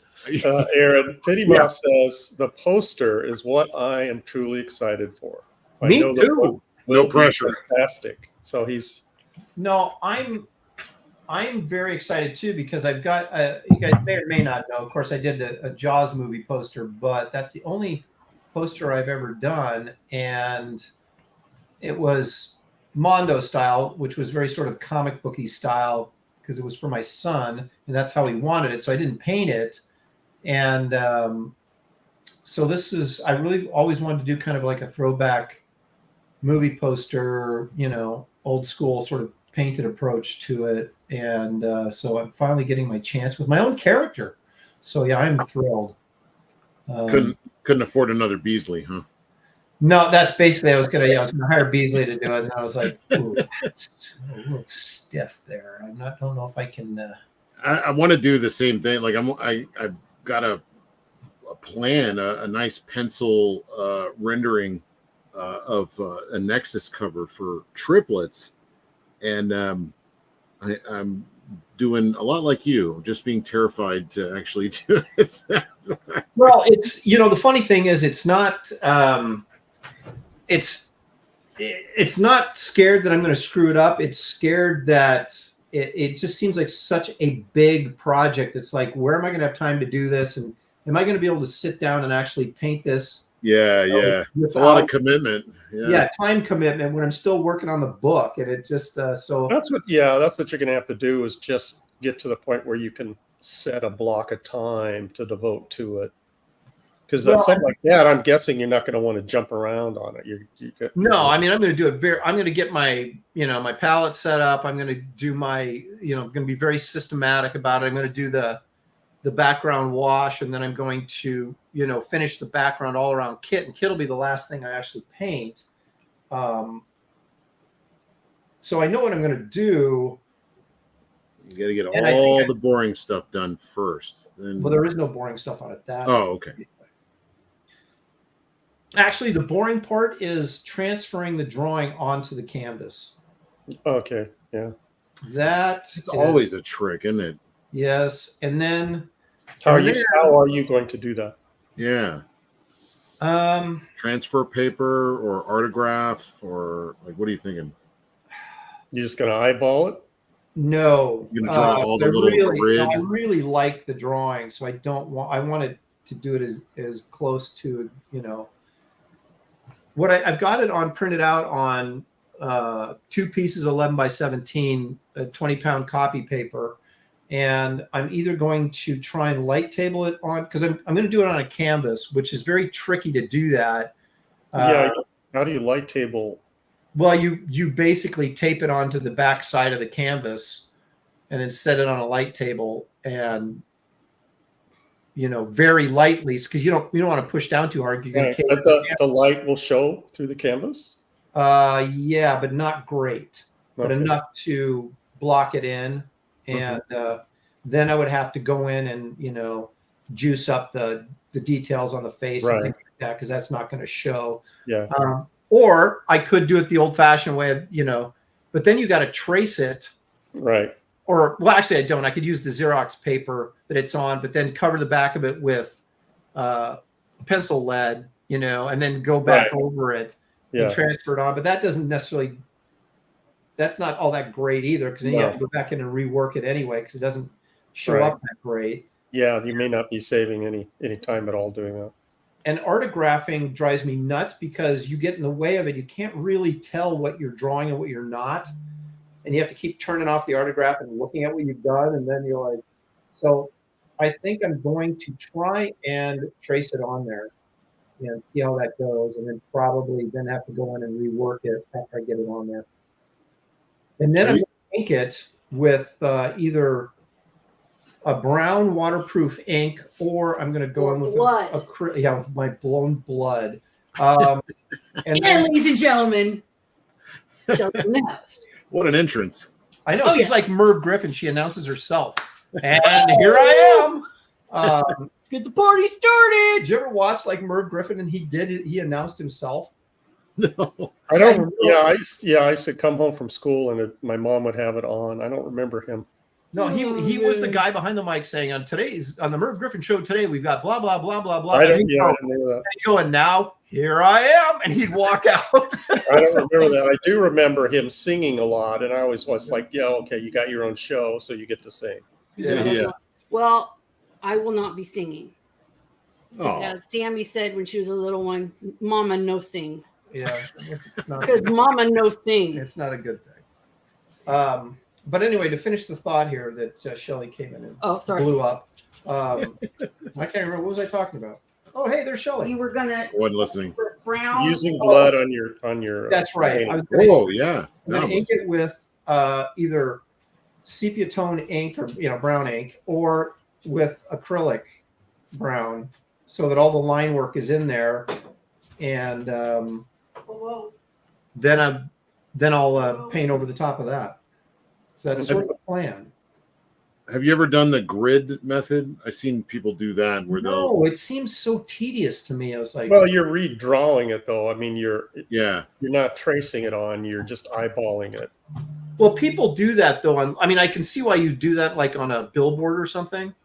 You have these large sections. You can blow up a small. You can have like a small picture. You grid it out, and I guess mathematically you make it bigger. I don't know math. I don't know such things.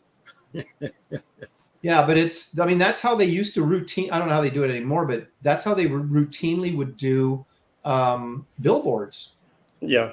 Is grid them out like that. Oh. And I'm like, how would you like to be like a billboard artist and be the guy that's up there doing the? But it is very technical at that point, you know, because the artwork has already been done, so it's your job to technically reproduce it correctly. And I guess mathematically, if you know what you're doing, you can do it pretty darn accurately. Oh, I wanted to give an update on my art book campaign process. I'm at the point where I am trying to organize the original art commissions, and I'm making a list and collecting all the characters that people wanted, requesting. And I thought I only had about 10, and I went through the list. I have 19 of these things to do.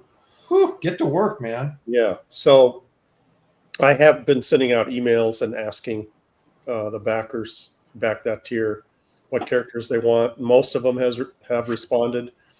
If you have backed that tier and have not responded from my email, please check your inbox and let me know who you want me to be drawing for you. I'd appreciate it. So you gave everybody this option of sort of getting a. Is it a? Yeah, it's going to be like a portrait headshot, and they get to choose who they want. Nice. Did anybody choose Bruce Lee yet? They will now. Thanks for the idea. You're all getting Bruce Lee, whether you like it or not. I've had some interesting requests. It'll be fun. Well, when I was doing, or when I do, Oh, when I do sketches, like at shows and stuff, every once in a while you get somebody to say, "Oh, just do whatever you like," and just give me something, And I'm like, "Are you sure?" Like, yeah. They always get Man Thing and Howard the Duck, so I hope they're. So you got like a standard? Is it the same exact pose and stuff every time? No, no. But it's like if you can't decide, and you want me to decide for you, you're getting Man Thing. Yeah. Sometimes they're happy, sometimes they're not happy. You're getting a silhouette of Batman. That's right. I'm like, dude, don't make me think. I'm at a convention. Just tell me what you want. Yeah, yeah, exactly. Just tell me. This isn't a game. The hardest one, I think somebody's wanting me to do a drawing of their character that they created. I hate doing those. Because they're always like super complicated, right? They're never just like a Gil Kane, like simple design. They've got all this like machinery on them and wings, and you're just like, well, plus it's they have a drawing style that I don't know if I should do it in their drawing style or my drawing style, and then yours look like their character because it's in my drawing style. It's kind of like when you're always hoping that Kevin Nolan will ink Mike Mignola, and when he does, he inks him like Mike Mignola, and you're like, "Oh, come on, man!" Yeah, yeah. See, I've already had someone say, do it like in the Frazetta style. I was like, oh, okay, good luck with that. Yeah, it's going to turn out great. Mignola was telling me one of the few times he talked to me, he was telling me that said, "Go away." Yeah, that was his thing. Yeah, after he told me to go away, I'm like, I refused. But I go, but this is my table. This is where I'm supposed to be sitting. He got Wrightson to do a. You guys probably seen the piece that Wrightson, the Hellboy piece that Wrightson did. Oh yeah. And he said he was so mad because he wanted Wrightson to do a Wrightson version, and he ended up, kind of aping Mignola's style a little bit. And he was so disappointed because he really wanted the, Wrightson's take on it. That's one of the hard parts about following him up is that he's so distinctive, and Hellboy, there's been enough artists do it now that you can have your own take on it. You can understand, you've seen it in 100 different ways, right. And graphic styles, not illustrative styles, the films. But the films, but like when it was just that, I thought the things on his head were like goggles and like a real they're just stylized goggles, right? Yeah, I had no idea that it was horns until like I read it, but just looking at it, It's like, oh, goggles. And then he has the little man bun in the back, which. Oh yeah. And I've But always yeah, I think wondered, it's does he hard have hooves or feet? Sometimes both. I think it's harder to translate someone else's style into your own style if you're using their drawings as reference. Yeah. Well, that's what you always end up doing, right? It's like, because you don't, unless you have a real good handle on the costume, and this goes back to what you were saying about, people wanting you to do a sketch of their own character. It's like you don't have a handle on the character, so you're constantly looking at their drawing or their reference, to make sure the costume's right and what kind of a expression does he have, and what does this say about his character, and would it be inappropriate to put him in this pose, or so you end up really aping, like you said, some guy's style that probably you shouldn't be aping, and because you don't know how to approach the character. I think, so I think this particular one will be the most challenging, but it'll still be, I like to be challenged. Gary is up for the challenge. I accept your challenge. Right. That sounds like a line from like they dubbed in from a kung fu movie. I accept your challenge. Yeah. Chump.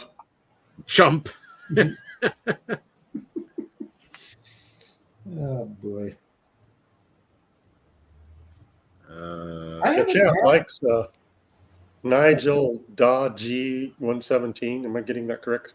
Goggles for horns is wild. I agree. That's he wanted horns as a kid, so he's just wearing goggles. I used to go to shows and just dread doing sketches because it was like going to a show and working, and it's twice as hard to do it when you're sitting on your, you've got a drawing sitting on your lap, and it was always sort of a crapshoot on how good it would actually turn out. Yeah. And it's funny. I was more afraid of not that I was worried about displeasing the client. I just didn't want it to show up on the internet. Yeah. You just forever this crap. I got many of those crappy con sketches out of there. You're like, no, don't show that one. Yeah. Well, it's funny though, because that used to be like a really good portion of the amount of money you would make at a show would be doing commissions. Yeah. Right. The last couple of shows, I've had nobody even ask me if I was doing commissions, which is just really bizarre to me. Now, I didn't have a sign up or anything, but generally people just come up, hey, are you doing commissions or whatever? And I don't know if I should take it personal or not.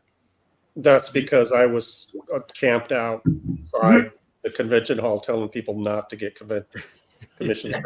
Don't ask Aaron for a convention sketch. He's not doing them. It's all a trick. He's gonna make it seem like he wants to, but he really doesn't. Right. But he really doesn't. Crap. I'm just trying to help my friend here. He can't say no. So yeah.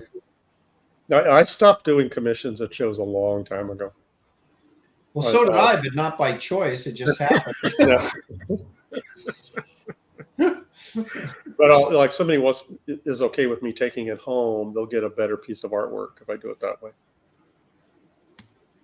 Man, I had this guy. Okay, there's this guy that I still owe a Wonder Woman sketch to because he was taking me to the airport, and he said, "I will get there in 15 minutes." And I'm one of those guys who I missed so many flights. I'm paranoid. I'm like, we're never getting there in 15 minutes. We got to leave earlier. He goes, "I'm telling you, I'll get you there in 15 minutes."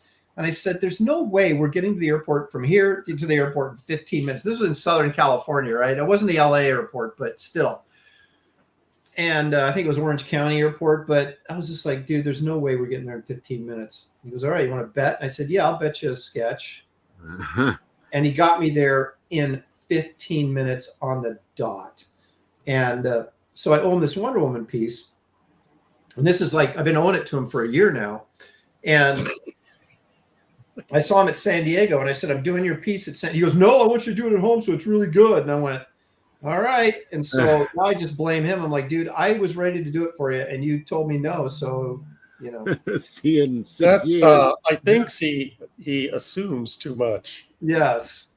It's like, I'm not under any obligation to do anything other than, any the conditions I want to do. Right. The conditions of the drawing were part of the bet. No, there was no conditions on it. I just said I would do a Wonder Woman sketch. So I still have to do it, but.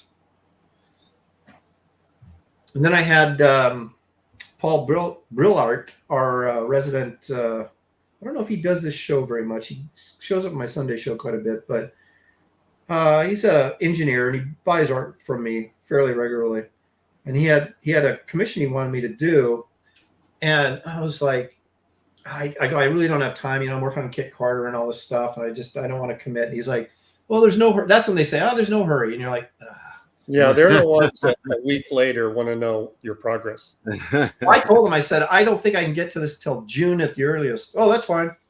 And so he's just basically, he's like giving me the money for it. I'm like, no, I really don't want the money for it. No, it's good. I can wait. And I'm just like, no. So no, I took the money, of course, and now I've got to do it. You're locked in now. Yep, can't get out of it now. But yeah, that's the bittersweet with doing commissions is you have to take the money up front. I don't. No, Well, I I do do. because I've been burned before. Well, yeah, so have I. But what I do is I take people's names down that want a commission, and then I will tell them that when I'm ready to start, I'll let them know. No, see, I don't have that. I need money now.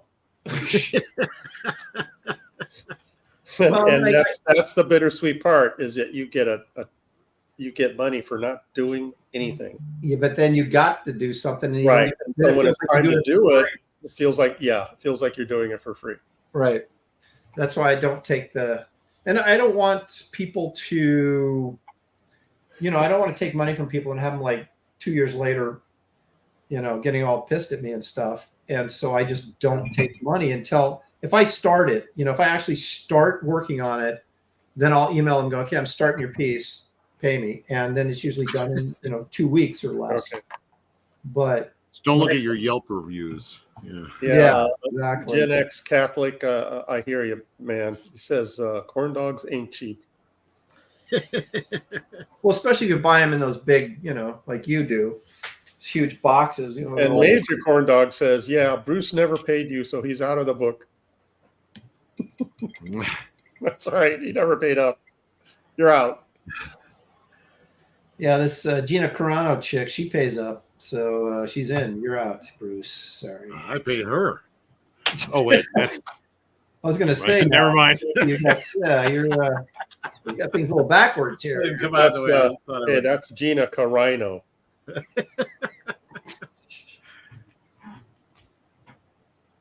Has she got anything going on now other than suing Disney? She's got it going on. Yeah, I know she does. She's doing the convention circuit, but she's involved with a Elon-backed lawsuit. Whoa. Well, then she's got a little bit of money behind her then. Yes, she does. I don't think Elon likes Disney very much. No.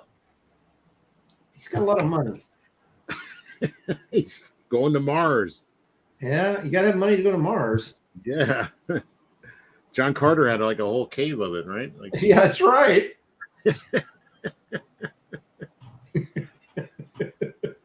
We remember funded his research for years. I actually liked that movie. I did too. So did I. Yeah, me too. I thought it was had the stupidest title in the history of cinema. Yeah, that was like, what's the best way you can ruin this film? I've got it. Let's just call it John Carter, so it makes no sense to anybody. Well, they could have built the opener a lot better, and they bounce back and forth between like 3 or 4 different timelines, and it's like so messy. It's like, why don't you just start with this guy down on his luck, trying to go, he ends up at the cave, and then poof, he's in the other world. I mean, they're setting up his like nephew or whoever's writing his story. What's his name? Well, that was at the end, though. Kipling or something. Not Kipling. It was. Well, he's at the beginning, like reading. One of those Brits. No, he's getting Burroughs. It was Edgar Rice. Oh, Burroughs. Yeah. Well, he's getting the will read to him. Well, that's at the end, Kelsey, not at the beginning. No, they set it up at the beginning. No, he's saying it's setting up for right. You're right. That's right. Then it flashes back. Yeah, you're right. Yeah, so they kind of, and then he meets him, and then or something, or no, that he meets him at the end because he comes out of the thing. But yeah, I don't know. It just could have been a lot neater and a lot snappier. I think maybe if people, because once he gets to Barsoom, I mean, it's freaking awesome. I love how they did the. No, you're right. Once he gets there, it's very entertaining. But I think the clumsy biggest, how he gets there. I think the biggest problem was I don't think that guy's a leading man, so that I don't think You're right. He was that okay. helped the box office. Yeah. And Oh, I'm sorry, Aaron. Sorry to interrupt. Glitch says, "Oi, put some respect on that Brits, Gary." I'm sorry. no, I was just gonna say I don't think that he's a leading man, and you know I think that hurt the box office, and then the just incredibly poor marketing decisions that were made I agree. did not help it either. No. And you know, and it could have been considering how expensive it was, you would have thought they would have been smarter, but you know it's Hollywood, so. What was that? It's a giant vat of white paint. Wow. That's all separated because it's cheap crap. Thus, Joe Jusko warning me. Joe I saw Jusko must a watch lot this show. of stuff on the edges. I was like, what is he? This is the kind of stuff that they give like preschoolers to do art projects. You know, it's got the big apple on the side of it. But Apple barrel. When Aaron, he was stirring it, hovering over the artwork. Oh, yeah. Well, he was hoping for a Happy accident. Yeah, happy accident, right? To kind of, oh well, this was looking really good. Oh well, next week. Yeah, happy accident to put me out of my misery. Yeah, that's. No, I think it's turned around a little bit. It's not bad, but I could mess it up right now, and I did. I went right on top of his face. Oh, you just have no fear. I'm gonna have to pull that out somehow. Freaka Boogie, is that a? Am I correct? Pronounce that correct? Aaron, please watch Team America before the end of the year. Do you know what he's talking about? Yeah, I know the movie. I just haven't seen it. But America, it's a puppet. America, fuck yeah! it's a puppet thing like the Thunderbirds TV show, right? Yeah. Is it? But it's extreme, obnoxious American to like the 11th degree. It's made by the guys that did South Park. Oh, okay. And they got Kim Jong Il. Was that the last one? The other Kim Jong. Kim Jong. Isn't he the North Korea? Oh, okay. Yeah. Oh, Un is the guy that's running. Yeah, whatever. Yeah. Il was the guy before. It was Kim Jong Goon, wasn't it? Kim Jong Un. Yeah. I just put spikes on this guy's helmet. The German, that was World War I, right? Yeah. Well, you know, whatever. It looks cool though. They had some leftovers, you know. So. It's not very practical to have a spike on your helmet, but it looks cool. Did you guys ever see the big red one? Yeah. Now, Every Kelsey, morning. Calm down, Kelsey. With Lee Marvin. Yeah, Lee Marvin. Yeah.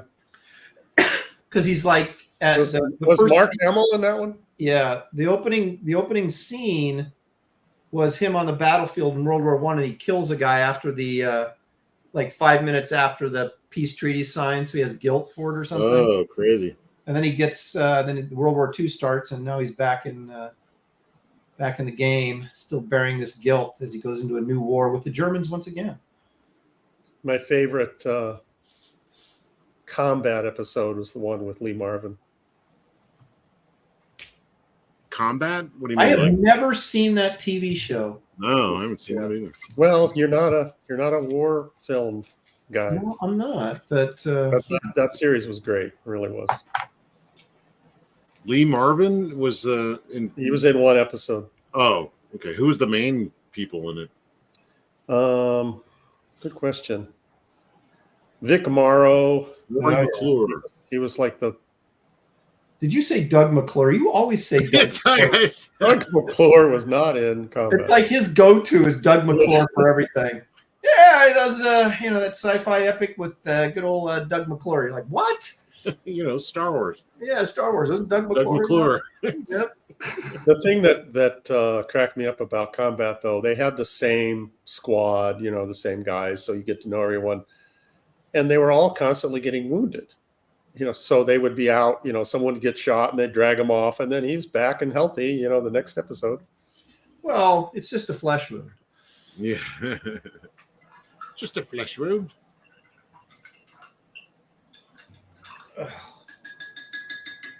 How much time's left, Gary? It is 4:00. I'm not quite done yet, so we're gonna have to hang in there for a few more minutes. I fixed everything I ruined just a moment ago. So, Well, the shadow was creepy, Kelsey. huh? The tree shadow Does it look good? is creepy. Well, he said it's creepy. Yeah, He didn't say look creepy. good. There's a difference.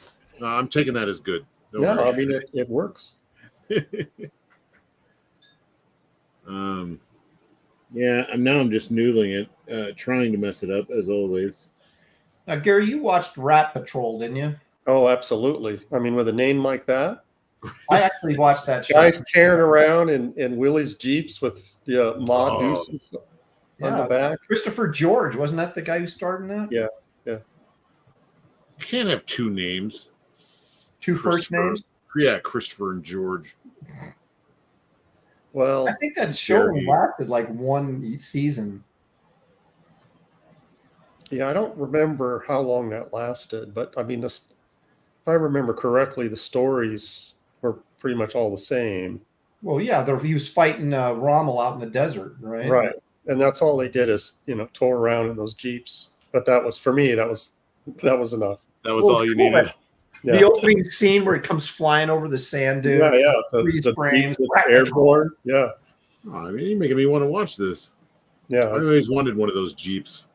And all those shows had great opening theme songs. Yep. Kind of like ours. If I'd remember to have done it this week. What would you have done? Like, what if you're going to have like the war theme? Did you have like an intro in mind? Well, I was going to. I was just going to pick some. I probably would have got something from Hogan's Heroes, probably. Yeah. But it ticks me off because it's. I don't know how I forgot. I started playing the countdown, then I started looking for the intro, and I'm like, wait a minute. Where is it? There's no intro. Somebody messing with my computer again. I was like, man, how unprofessional. That's kind of the embarrassing thing. He's like, that's so unprofessional, man. We got over 300 people watching, and they're like, yeah, this show really is unprofessional. Aaron, are what you do you- doing like a Frank Miller silhouette thing in the back? Yes, I am. Okay. Well, Kelsey's demanding ink, so I he's see what you're doing. He's getting it in spades, as they say. I was so tempted to pull out some pens or a quill I know. or anything. That was kind of brutal. I know. I'm looking at that lettering up there going, I think I'm going to wait till off air to ink that so I don't have to ink it with a brush. Technically, I did cheat a little bit. Now that I think about it, I used a toothbrush. I should have just done a straight brush. That's still a brush. Judges? Yes, we'll allow it. That's still Oh, a okay. brush, right? So, Good thing. Oh, God. What if I have to sign my name with the brush too, right? Oh, my gosh. I've never done that before. Correct me if I'm wrong. Didn't you come up with the category? Yeah, but I never think these things through. And I get there that. lies the problem. Yeah, Aaron shows up on Monday. He's like, "What do you got?" And I'm like, You're I don't even asking think us if you have to sign it with the brush. You ask, I gave you like a week advance notice, and this is what you came up with. So this is on you, man. Oh man, this looks like child scrawl. Perfect. You know, I designed my signature so that I wouldn't have to change it if I did a painting. Yeah. Something I could pull off of the painting. So I'm totally comfortable doing a brush. Okay, well, we'll wait and see. Yeah, I know. Hellraiser says Rat Patrol had 2 or 3 seasons. The main bad guy was Captain Dietrich, played by Eric Braden, aka Victor Yes. Newman. Yes, Oh, Okay. I wonder if any of this is on YouTube. it's got to be. Everything's Rat on Rat Patrol. Patrol, probably. Watch some of these old shows. I know Sequest, or not Sequest. What am I thinking of? Voyage to the Bottom of the Sea is on. Oh yeah, God, Oh, I is love it? that show. I'll pop that Time on occasionally. Yeah, it's on Time YouTube. Tunnel on. I want to see that again. It's great. It holds up. But just you gotta watch the opening of Rat Patrol. Just that alone will get you excited. Aaron, pull it up. I am too close to completion. I'm not getting distracted by your foolish attempts at. Nice. A for effort, Kelsey. Okay, thank you. Because I was thinking about it. Like, oh, I should pull that up. I'm like, no, finish the thing. I could do it actually. Give you a little moment. We can watch. Of course, you have to like pull up my screen, so you'll still have to stop. Yeah, well, just as long as you take the right amount of time, I could be done by the time you find it. All right, what's it called? Rat Patrol. Found it. No, I'm just kidding. Got my dirty old keyboard. It's got paint on it. Let's see. Dirt.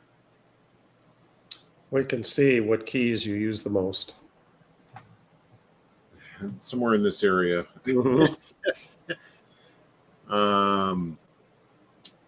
Rat Patrol. A Quinn Martin production. Everything was a Quinn Martin. Quinn production. Martin production. Oh, here it is. Oh, okay. Wait, is this classic theme? Okay, here's a good one. Oh, dude, this looks great. The Jeep jumping across the dude. Yeah. Yep. Cool. Oh no. And I think they were trying to cash in on the combat popularity. Because combat was very popular.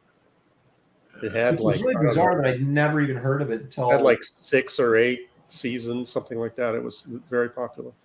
it was like the Gunsmoke of war shows. Yeah, it was. The opening right. theme song was excellent. I'd come running when I'd hear that. I better make sure I'm sharing audio. Hold on. Present. Share screen. Audio. Chris Andrews says that keyboard was on the Rat Patrol. It was. All right. Mine's getting pretty nasty too. I keep Share thinking, my screen. We'll see. just wonder if you can clean those keyboards or. I guess I should. I don't know if you get struck for this theme song. Well, probably, but hey, what the heck? All right. Let her rip. There we go. Yeah.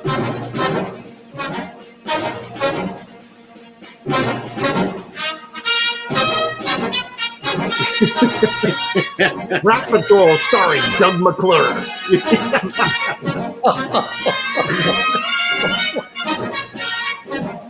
Good old All Gary these two Raymond. named people. Gary Always Raymond. gonna have a guy with a beret.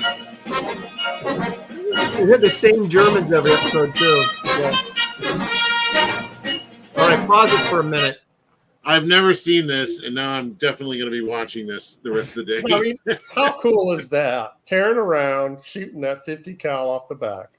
They all look like G.I. Joes. The guy had a cigar hanging out his mouth. Yeah, yeah. All right. How's name? Tom Cruise. Yeah. Oh, look at the opener to this. What the hell? This is great. Let's see.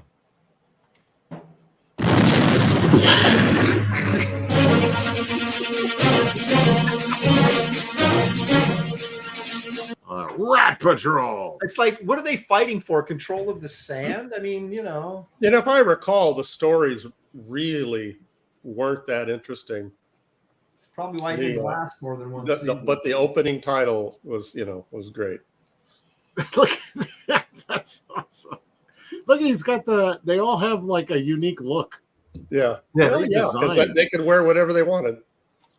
And that's like the German officer that was constantly, There's the nerd Based on guy. the- He reads all the maps and stuff. right. I know it- yeah. He's Yeah. the The radar radio. of Rat Patrol. Yeah. Reads all the maps. Where are they? They're over that sand dune, sir. All right, let's head over. This guy, the wise Yeah, guy. that guy had the map reader had a Foreign Legion cap on. Tell me this guy doesn't look like Jimmy Kahn. He does. Justin Tar. I don't Okay. remember him. I remember everybody else, but I don't remember him. That's a young James Kahn right there. It's- And look at those American tanks dressed up to look like they're German tanks.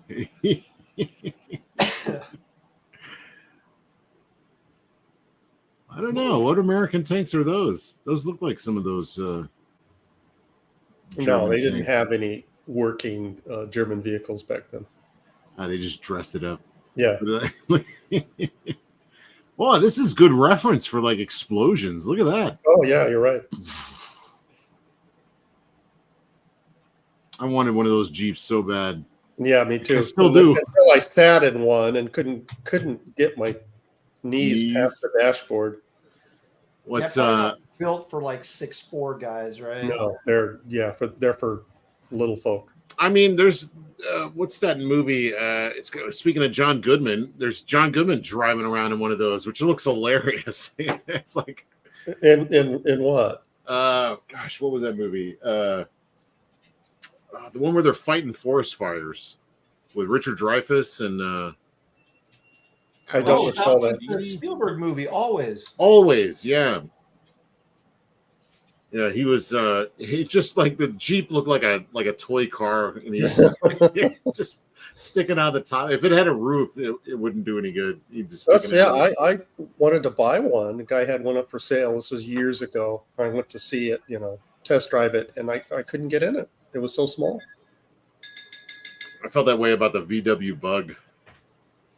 Yeah, Tried to sit in it once. It's like ridiculous. I'm thinking like 70% of the cars made are not built for people over 6 foot tall. I was living in Atlanta for a while and I went to this big car show they had and I sat in every car they had. And the one with the most leg room, the most overall room all around was the remake of the Midget. Well, I own one of those. The one from An MG Midget. is that the one from the no not the okay, I'm not thinking of that. Which one's the one that was in that heist movie, the British one? Mini Cooper. Mini Cooper. That's the Yeah, one you're I'm thinking of check, now I can't remember the name of the movie.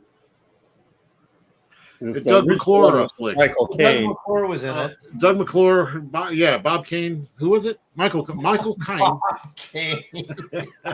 Michael Caine was in the original, and then they made another one.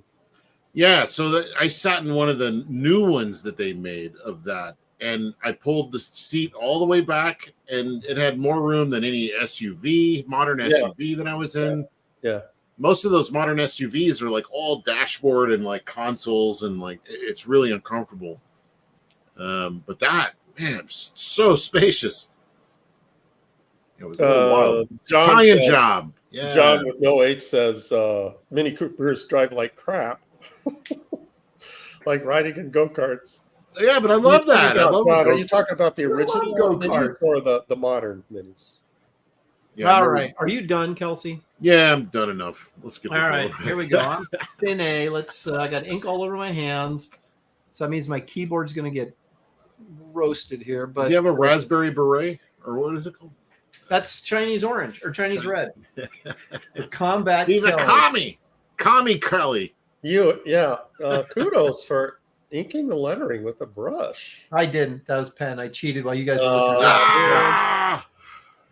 But I did it fast so it would look like I did it with a brush. So Combat Kelly's stabbing an alien with orange blood. No, those are those fascist Nazi pigs. You know, Oh, you know the okay. ones. That sounded like Okay. Kirk again. No. No. No, it's fascist pigs. Actually, there was an episode of Star Trek where they had like Nazis on there, and I think he probably did say that. You must kill the fascist pig. So, anyway, there you go. Combat Kelly, ladies and gentlemen. He's Yeah, got nice. he's got the rights and folds. I dig it. There you go. Well, you know. I like the strong silhouetted Nazi characters down there. Those are great. Yeah, I can just imagine them. They don't have like normal costumes. They just have like hoods with little eye slots.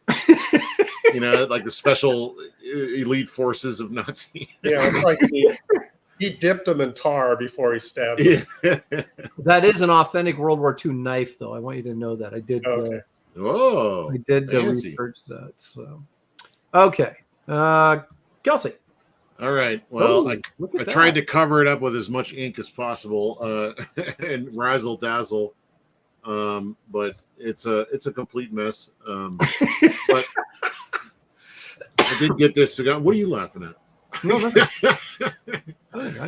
Yeah, like there's my attempt at a gun. And it's recoiling, so shell coming out. I'm always proud of that. You throw enough splatter and anything works. That guy's guts are getting ripped out, man. That's awesome. Oh yeah. Well, he's got explosive rounds, obviously. Yes. Yeah, and then when all else fails, put tree shadow over everything. Yeah. No, actually, that's a nice little scene you've created there.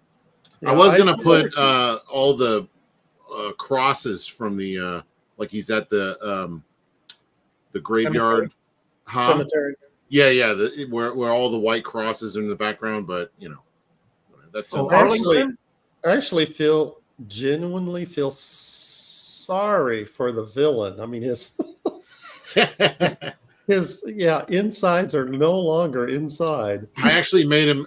This will make you feel better. I made him a Fed. So he's got his black glasses on, Okay. and he was trying to catch up with the unknown soldier at the at Arlington, and got blasted. You got this whole story going here. Yeah, I didn't. I just had Combat Kelly, kill a few Nazis. That's a story. I guess it is. It's a World War II story. No, that's really good, especially for what I was thinking you were going to do. All right, David, what you got? David. Oh, he'll be posting his picture of Batman later this week.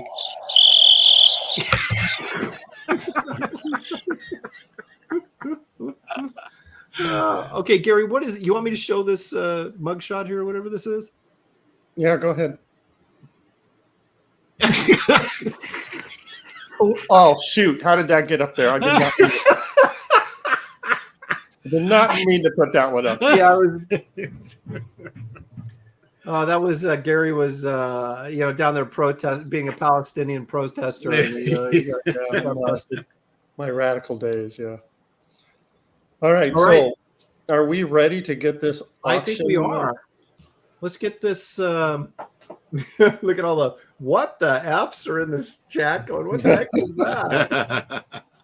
He's selling his mugshot today. Yeah. I think I should take a poll. Should I make T-shirts out of that photo? Yes. I mean, Trump did, made a bundle off of his. Now, do we have a minimum bid on this, Gary? That's a good question. I think you got to ask. I think I'm just going to do a reserve, and it will not be ridiculous. It won't be that high. I'm not going to say what it is, but I will say if it's been exceeded.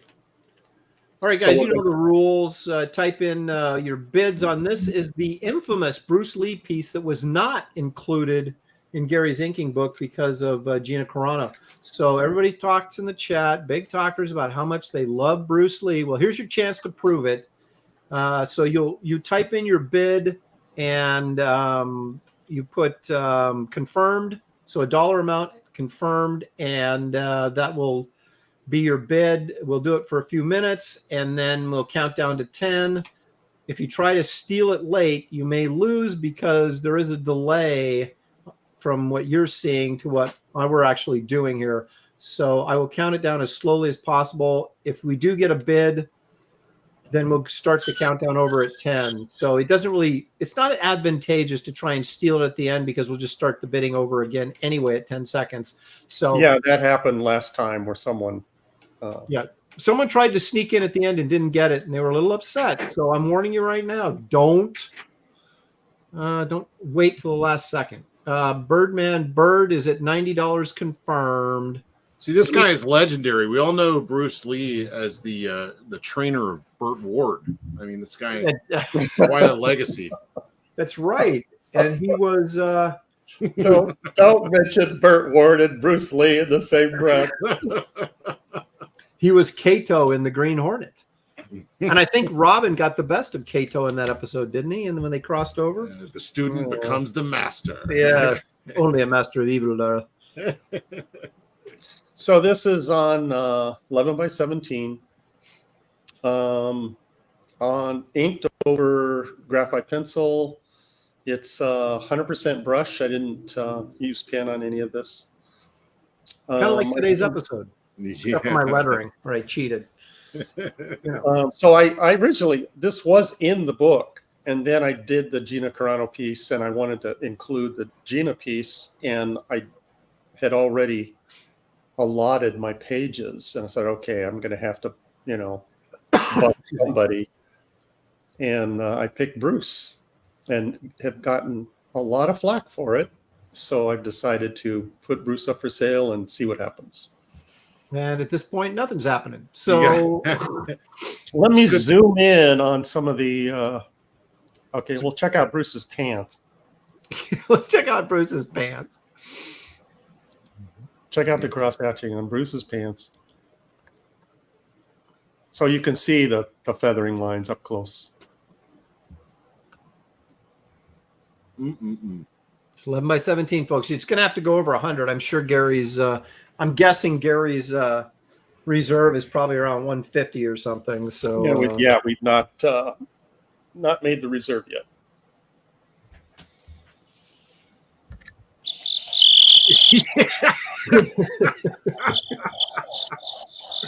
Glitch is impressed with the package on Bruce's pants. I don't know. Yeah. Well, see, that's why I zoomed in on it, because there's some out there that would appreciate it. Blue Boy Glad says somebody said it. Yeah. the shadow on the shirt is my favorite example of this technique. Of Bruce's technique or my technique? Your technique. Yeah, that's awesome. Can you zoom in any closer? Sure. We You'll need know like it's the- at least $1 per line. The many weighted lines lines on the feathering are I always find 10,000 very lines. interesting. Well, you start with that. You're a thin to thick inker, right, Gary? Point. Most of the time. So you start off with that razor thin, and then you with the butt of the line then expands out to. If you look at the shadow lines under the nunchuck, you see Nunchaku. it's thin, thick, thin to get the darker value in the middle. Yes. So there's lots of fancy techniques in this. All right. Is anybody going to go over $90? Or are we going to just say the heck with it and save it for another time? Bruce Lee with the nunchucks is well known as being the inspiration for Michelangelo. Which turtle has the nunchucks? Oh, I thought you were going to make another Michelangelo joke. One more line and done. Done. Okay, we'll call this 150. We'll call that the reserve. So it's There you go. So we're at reserve. So anything over that, we got 100, too late, squeaky, sequential, 107, too late. We're at 150 via the green laser. He's also classically known as the originator of the bowl cut. Yeah. A lot of history with this man. Yeah, well, that's all they had in China, right? Was these rice bowls, and that's they put over their head. Disavow. I'm just throwing that out there. I don't know if that. I'm not saying it's true. I just what I heard. That's all I'm saying. Aaron, you leave the racist comments to me, all right? No, wait a minute. It was a rough time back then, in the old. and that's all they could find. To eat Communist was rice. China. So it's, It's not. rice bowls. It's communist They China. Tough going down there, man. Blue Boy Comics says I've been canceled. Well, join the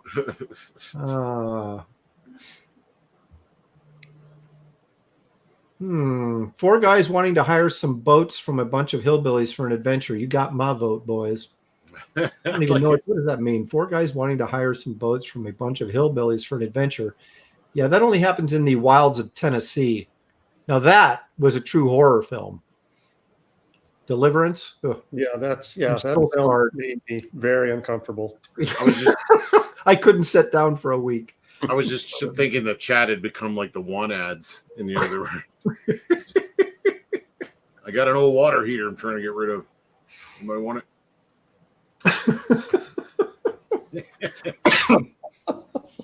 Didn't Burt Reynolds pay those hillbillies to drive his truck down to where they were going to be finished so they could so I guess some of the hillbillies were trustworthy, but some of them not so much. Whoa, Geek Avenger coming in hot. 250 confirmed. There we go. Now we're talking. Thank you, Mr. Avenger. Thanks, Geek. Fox Mulder says, I thought Deliverance took place in Georgia. Tennessee. I went there for a signing a couple of years ago, and I was terrified the minute I got off a plane until I took off. Wasn't Lake Tahoe? No. Oh. It was the Vegas Strip. Yeah. So you're just the whole time you were down there, your head was on a swivel. I'm not kidding. I was just like, come on. They're like, hey, you want to go to the woods? I'm like, no, I do not. I do not want to go in the woods. I want to go to the woods. Oh, Birdman Bird. Now it's ratcheting it up. 260 confirmed for the Birdman. Birdman starts slow, but he likes to finish strong. Angela Curry saying Lake Placid. That's about 2 hours too late, Angela, but thanks for contributing to the show. Angela, what are you referring to? We were talking about Lake Placid like an hour and a half ago. Well, that's where Lake Placid might be where Deliverance took place. Oh, I see. But it's not in Tennessee. Lake Placid, of course, is somewhere northeast. Which I like to think that all those hillbillies got eaten by a giant crocodile. So that's well, okay. First of all, it'd be an alligator, right? Oh. And then Lake Placid was someplace up northeast, and it's like no alligator could survive in a cold water lake. So come on, like we're supposed to believe that. Aaron, it was a mutant. Okay. I thought it whatever Betty White was feeding it made it grow. Came out of the New York sewers. Now look at Geek Avenger. He's bidding against himself now. He just bid it up to 275. What? Yeah, he went from 270 to 275. No, Birdman did 260. Oh, Avenger did 270. Yeah, you're right. Okay, hey man. Fox Mulder says Wikipedia says it was set in Georgia, but I never know if that's trustworthy. I could have swore it was in Tennessee. Kelsey, so you were afraid of Tennessee for nothing. Well, I'm sure the same thing's going on in the hills of Tennessee. You besmirched Tennessee's reputation. Birdman for 285. Look at that. Thank you. Will not be denied. It looks like Dominic Chenier says that's a sweet Bruce. Love this film, Way of the Dragon, aka Return of the Dragon, or unofficially Bruce Lee versus Chuck Norris at the Coliseum. Yeah, well, that was one of the, I think, all-time great fight scenes. The only one that has that can rival Aaron with his hairiness is Chuck Norris. Yeah, didn't he rip like a handful of his chest hair out? Hair off his chest, yeah. Tagamo Model Works says no. Dolly Parton owns Tennessee, Smoky Mountains. What mountains is he referring to? Catskills? Geek Avenger says Great Tetons. That's what it was. Geek Avenger says I jumped out of the bathtub to bed. I'm going back to the tub, soaking in Epsom salts. So I guess he's saying he's done bidding. Should we start the countdown, Gary? Yeah, might as well. 10. Dun dun dun dun dun. 9. Dun dun dun dun. Play the Rat Patrol when I'm Counting down. 8. Blue Boy says, I have a Garbage Man shirt too, but the art on the front is Captain Kirk. What a that's a cheap way to get this, but you're getting it anyway. Angela Curry says, Birdman Burr, well, how are you? What is going on? 7. They're amusing themselves. I guess in the chat here. A little meet and greet going on. little cheese and wine.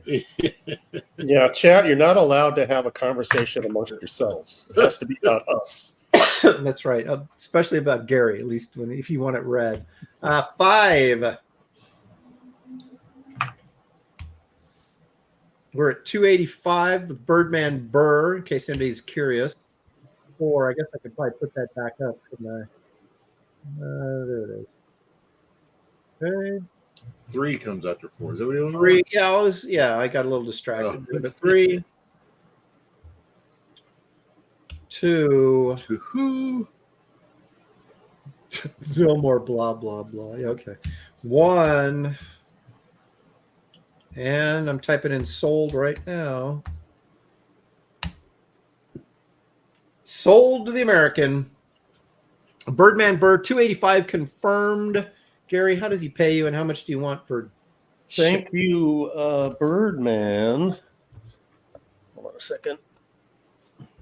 And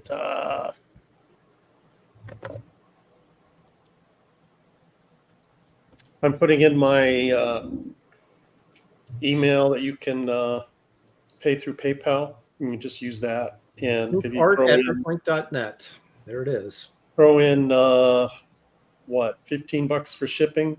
11 by 17. Yeah, you're going to go 15. Okay, Birdman, appreciate it. You are a man of your word. There you go. Proud All right. owner of the legendary piece that was not printed, thanks to Gary. Revenge of Bruce. Oh, we're doing Tachyon now. This is Tachyon. Pencils by Aaron, inks by me, and apparently the lettering is done by, who was it again? Willie Do It. No, what was Willie Schubert? Willie Do It.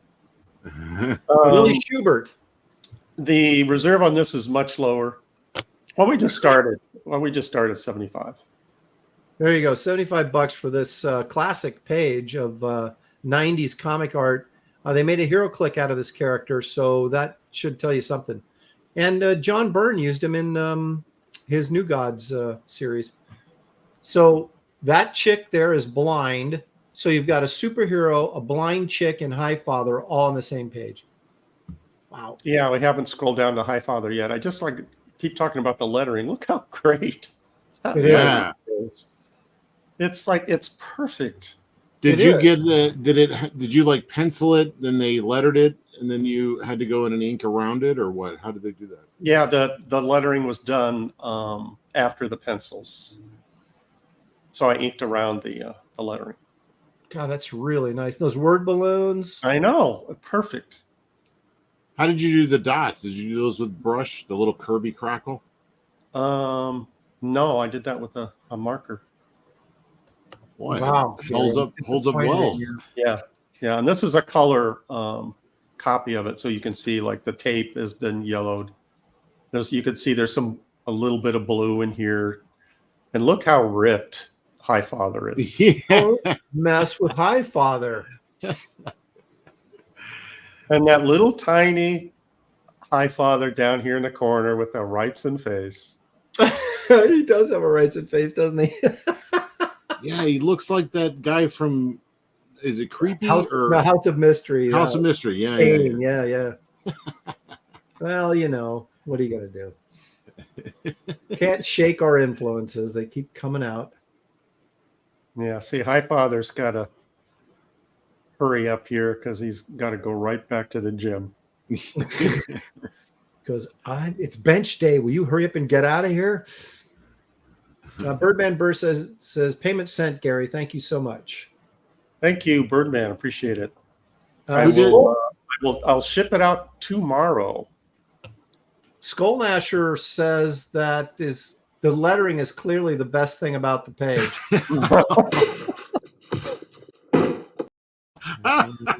There you go. So if no one bids on this, are they insulting me or Aaron? Oh, they're definitely insulting you because you're putting it up for auction.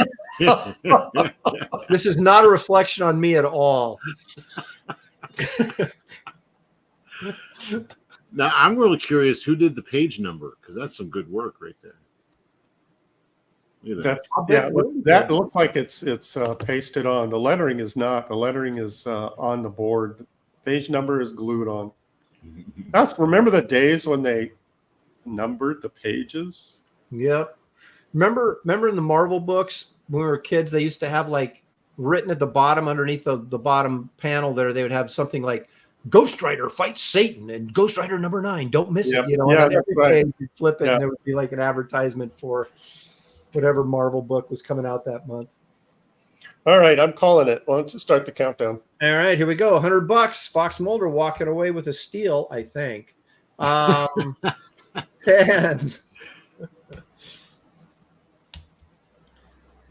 9. You know, we're only about 5 years from this being considered classic art, and then it'll be worth money regardless of who drew it. It'll be the What copper age. What year was this done, Aaron? Do you remember? 97. 97. It'll be the aluminum age of John comics. says, did you say this book was no, it was released. Oh yeah, this was published, of course. How many issues was Tachyon? 7 before cancellation. But did you guys do all 7? I did. Gary only. Yeah, I got fired after what, issue 4? 3. No, you did the Green Lantern Flash crossover issue, didn't you? That does not sound familiar. I made the editor cry. Yeah, they were trying to save the book and they fired me. Well, you know, someone's got to pay the price. And it wasn't going to be me. They said, Aaron, we're going to let you go. I said, no, fire Gary. And they went, oh, okay. They said, no, they said, yeah, we don't like our team. We have to replace you and Gary. And you said, no, I'm not leaving if you fire Gary. Well, we're going to fire Gary. Oh, never mind. That's right. If you fired Gary, I'm out of here. Gary's fired. Okay, who's inking me next then? Yeah. Glitch is right. Jordy Ensign took over for a few issues there. And when I say a few issues, I mean just enough to get us to cancellation. 5. Look at these people. They don't know, Gary, what they're missing here. I don't think is the problem. Yeah, the thing that's I don't know if I should mention that this was written by Paul Kupperberg. So whatever you do, if Fox, you end up the high bidder, do not read. Yeah, don't read it. You'll find out why it was canceled in 7 issues. Yeah, I'm not kidding. Don't read the dialogue. Yeah, it's bad. I've been picked to be like a savior. Weird. Yeah, Right? what's going on, dude? Well, when he dropped an aircraft carrier on this chick's head, that was about it. That was the 2nd issue. Wow. Like, what? Yeah. So Blue Boy, the lettering is on the board, including the balloons. All that stuff is on part of the art. Yeah, that's part of the original. That's a lost art. They don't do that anymore. No, they don't. Dude, and, I was and trying to try to find someone that can do that. Yeah. Difficult. I did. I tried to find somebody to hand letter Kit Carter, and I couldn't find anybody. We had the great Ken Bruzenak do lettering for Bastard Samurais, like one of my first big indie books, and he did it all on vellum. So, and I still have those somewhere. I got all his like vellum overlays with his lettering on them. Yeah, Blue Boy Comics says incredible. I'm teaching myself to hand letter. It's kicking me hard. It is because it ain't easy. 110 confirmed. Look at that. Oh, Mickey jumping in late. So we got to start over with 10. Yeah, Mickey's been lurking. Well, she's the garage sale art collector. She's like goes around every Saturday looking for those buys. Well, she's threatened in the past to try out the scheme of buying my artwork and then burning it up, and that would cause my remaining artwork to become more valuable. Ah, makes sense. Fox Mulder says no. I'm in for 125. Mickey says, oh yeah, 130. Whoa. little bidding war. She didn't type in confirmed, but Mickey, you want to type in a confirmed in there so I'm not misreading you. But Yeah, I trust her. what's I do? Well, Fox says, well, screw that. It's 150 now. Is it the rarity of hand lettering that's really doing this? I know that's what's really pushing this thing Yeah, forward. whoever buys this is going to cut out the balloons and throw everything at them. Mickey's going 160. She's saying bid. I take that as her confirmed. She's a regular, so we know she. Fox says nope. I want that hand lettering 200. Wow. Good deal. Now we're getting someplace. I keep trying to count down, but these two are going at it here. Okay, so we're back to 10, I guess. Well, Mickey's a queen, right? So she's good for it. Yeah, she's got money. That's right. She's got a treasure room. That's right. The royal family keeps her in gold coins. Aaron, were you thinking of Shelley at all with this likeness of this character? Was I thinking of who? Shelley. Yeah, probably, because I think she had her hair cut just like that when I did this book. So, own a little piece of Aaron, Gary, and Shelley. That's She's right. the actress in this. Well, I do have some. I kept most of the sludge pages that have Shelley, ace reporter Shelley Rogers in them. Mickey says, "What comic is this page in?" Is this Tachyon #1, Gary? Yes, Tachyon #1. Tachyon from DC Comics from 1997. Yeah. Number 1. Number 1. Yeah, #1. That's even bigger. So yeah, we're down to 5. There's 4. Is that just a well-placed shadow over his crotch, or is that the suit? That's part of the design of the suit. That's Oh, okay. Yeah. Just I think Byrne dropped it because he didn't really understand what I was doing. And then I said, "Well, I don't either." So Byrne just had his junk hanging out. Like, what do you? I know. Well, he is a new guy. You mean him personally or Tachyon's? Oh yeah, a little bit of both. Down to Mock Fox Mulder says no, 225. Whoa, that's some sweet hand lettering. He wants that. Yeah, we're gonna keep the countdown going here because I'm getting confused. We're down to 5 now. This is like some super crisp inking too. Yeah, Just so like slick. it's like a bag of potato chips where none of them get crushed at the bottom. They're just all whole and What an sharp. analogy. Yeah, well, you said crisp, and that's the first thing I thought of was potato chips. 3. Headless Bourgeoisie says Shadow Crotch was one of his powers. Engage shadow crotch. Wait a Yeah. minute, Swamp Thing has that same power, doesn't he? He could move that shadow around at will. Yeah. 2. Here we go. Power. Shadow crotch. 1. 0. I'm gonna type in soul. There it is, Mickey. If you're late, you're late. It's sold. There you go. Fox Mulder for 2 1/4. He goes, I'm out. Yeah, so Mickey will get her percentage for driving up the auction. That's right. Well, she's saving her gold coins for another day. Thank you, Fox Mulder. Appreciate it. Let's Yeah, reiterate good the type in again, Gary, where you pay at.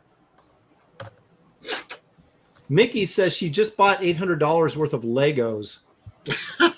I hope you got like one of those big Millennium Falcon Lego sets or something.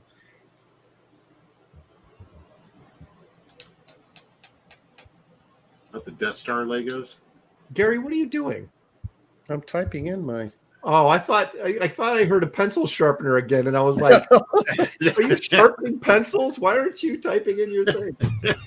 Oh, He likes to have very sharp pencils for his writing his addresses. the Gord Ox Pub says that he was caught in Ladoon. Ladoon. Yeah, well, you know the So black that's where Ladoon. you Yeah, the can black get a hold of Ladoon. me through PayPal, and if you can include 15. 15 for shipping, and make sure you send the address as well, That's so 240. and with a note of what you are purchasing. All I right. appreciate it.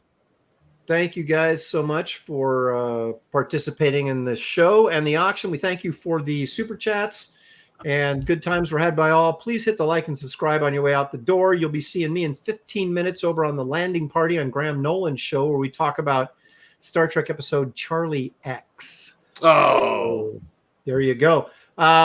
Blame Kelsey for the subject matter this week. We'll try and do better next week. But thank you guys all for joining us. And we will see you all next time right here on Graybeards Studio. Good night, everybody. when we're drawing the storks That's right. or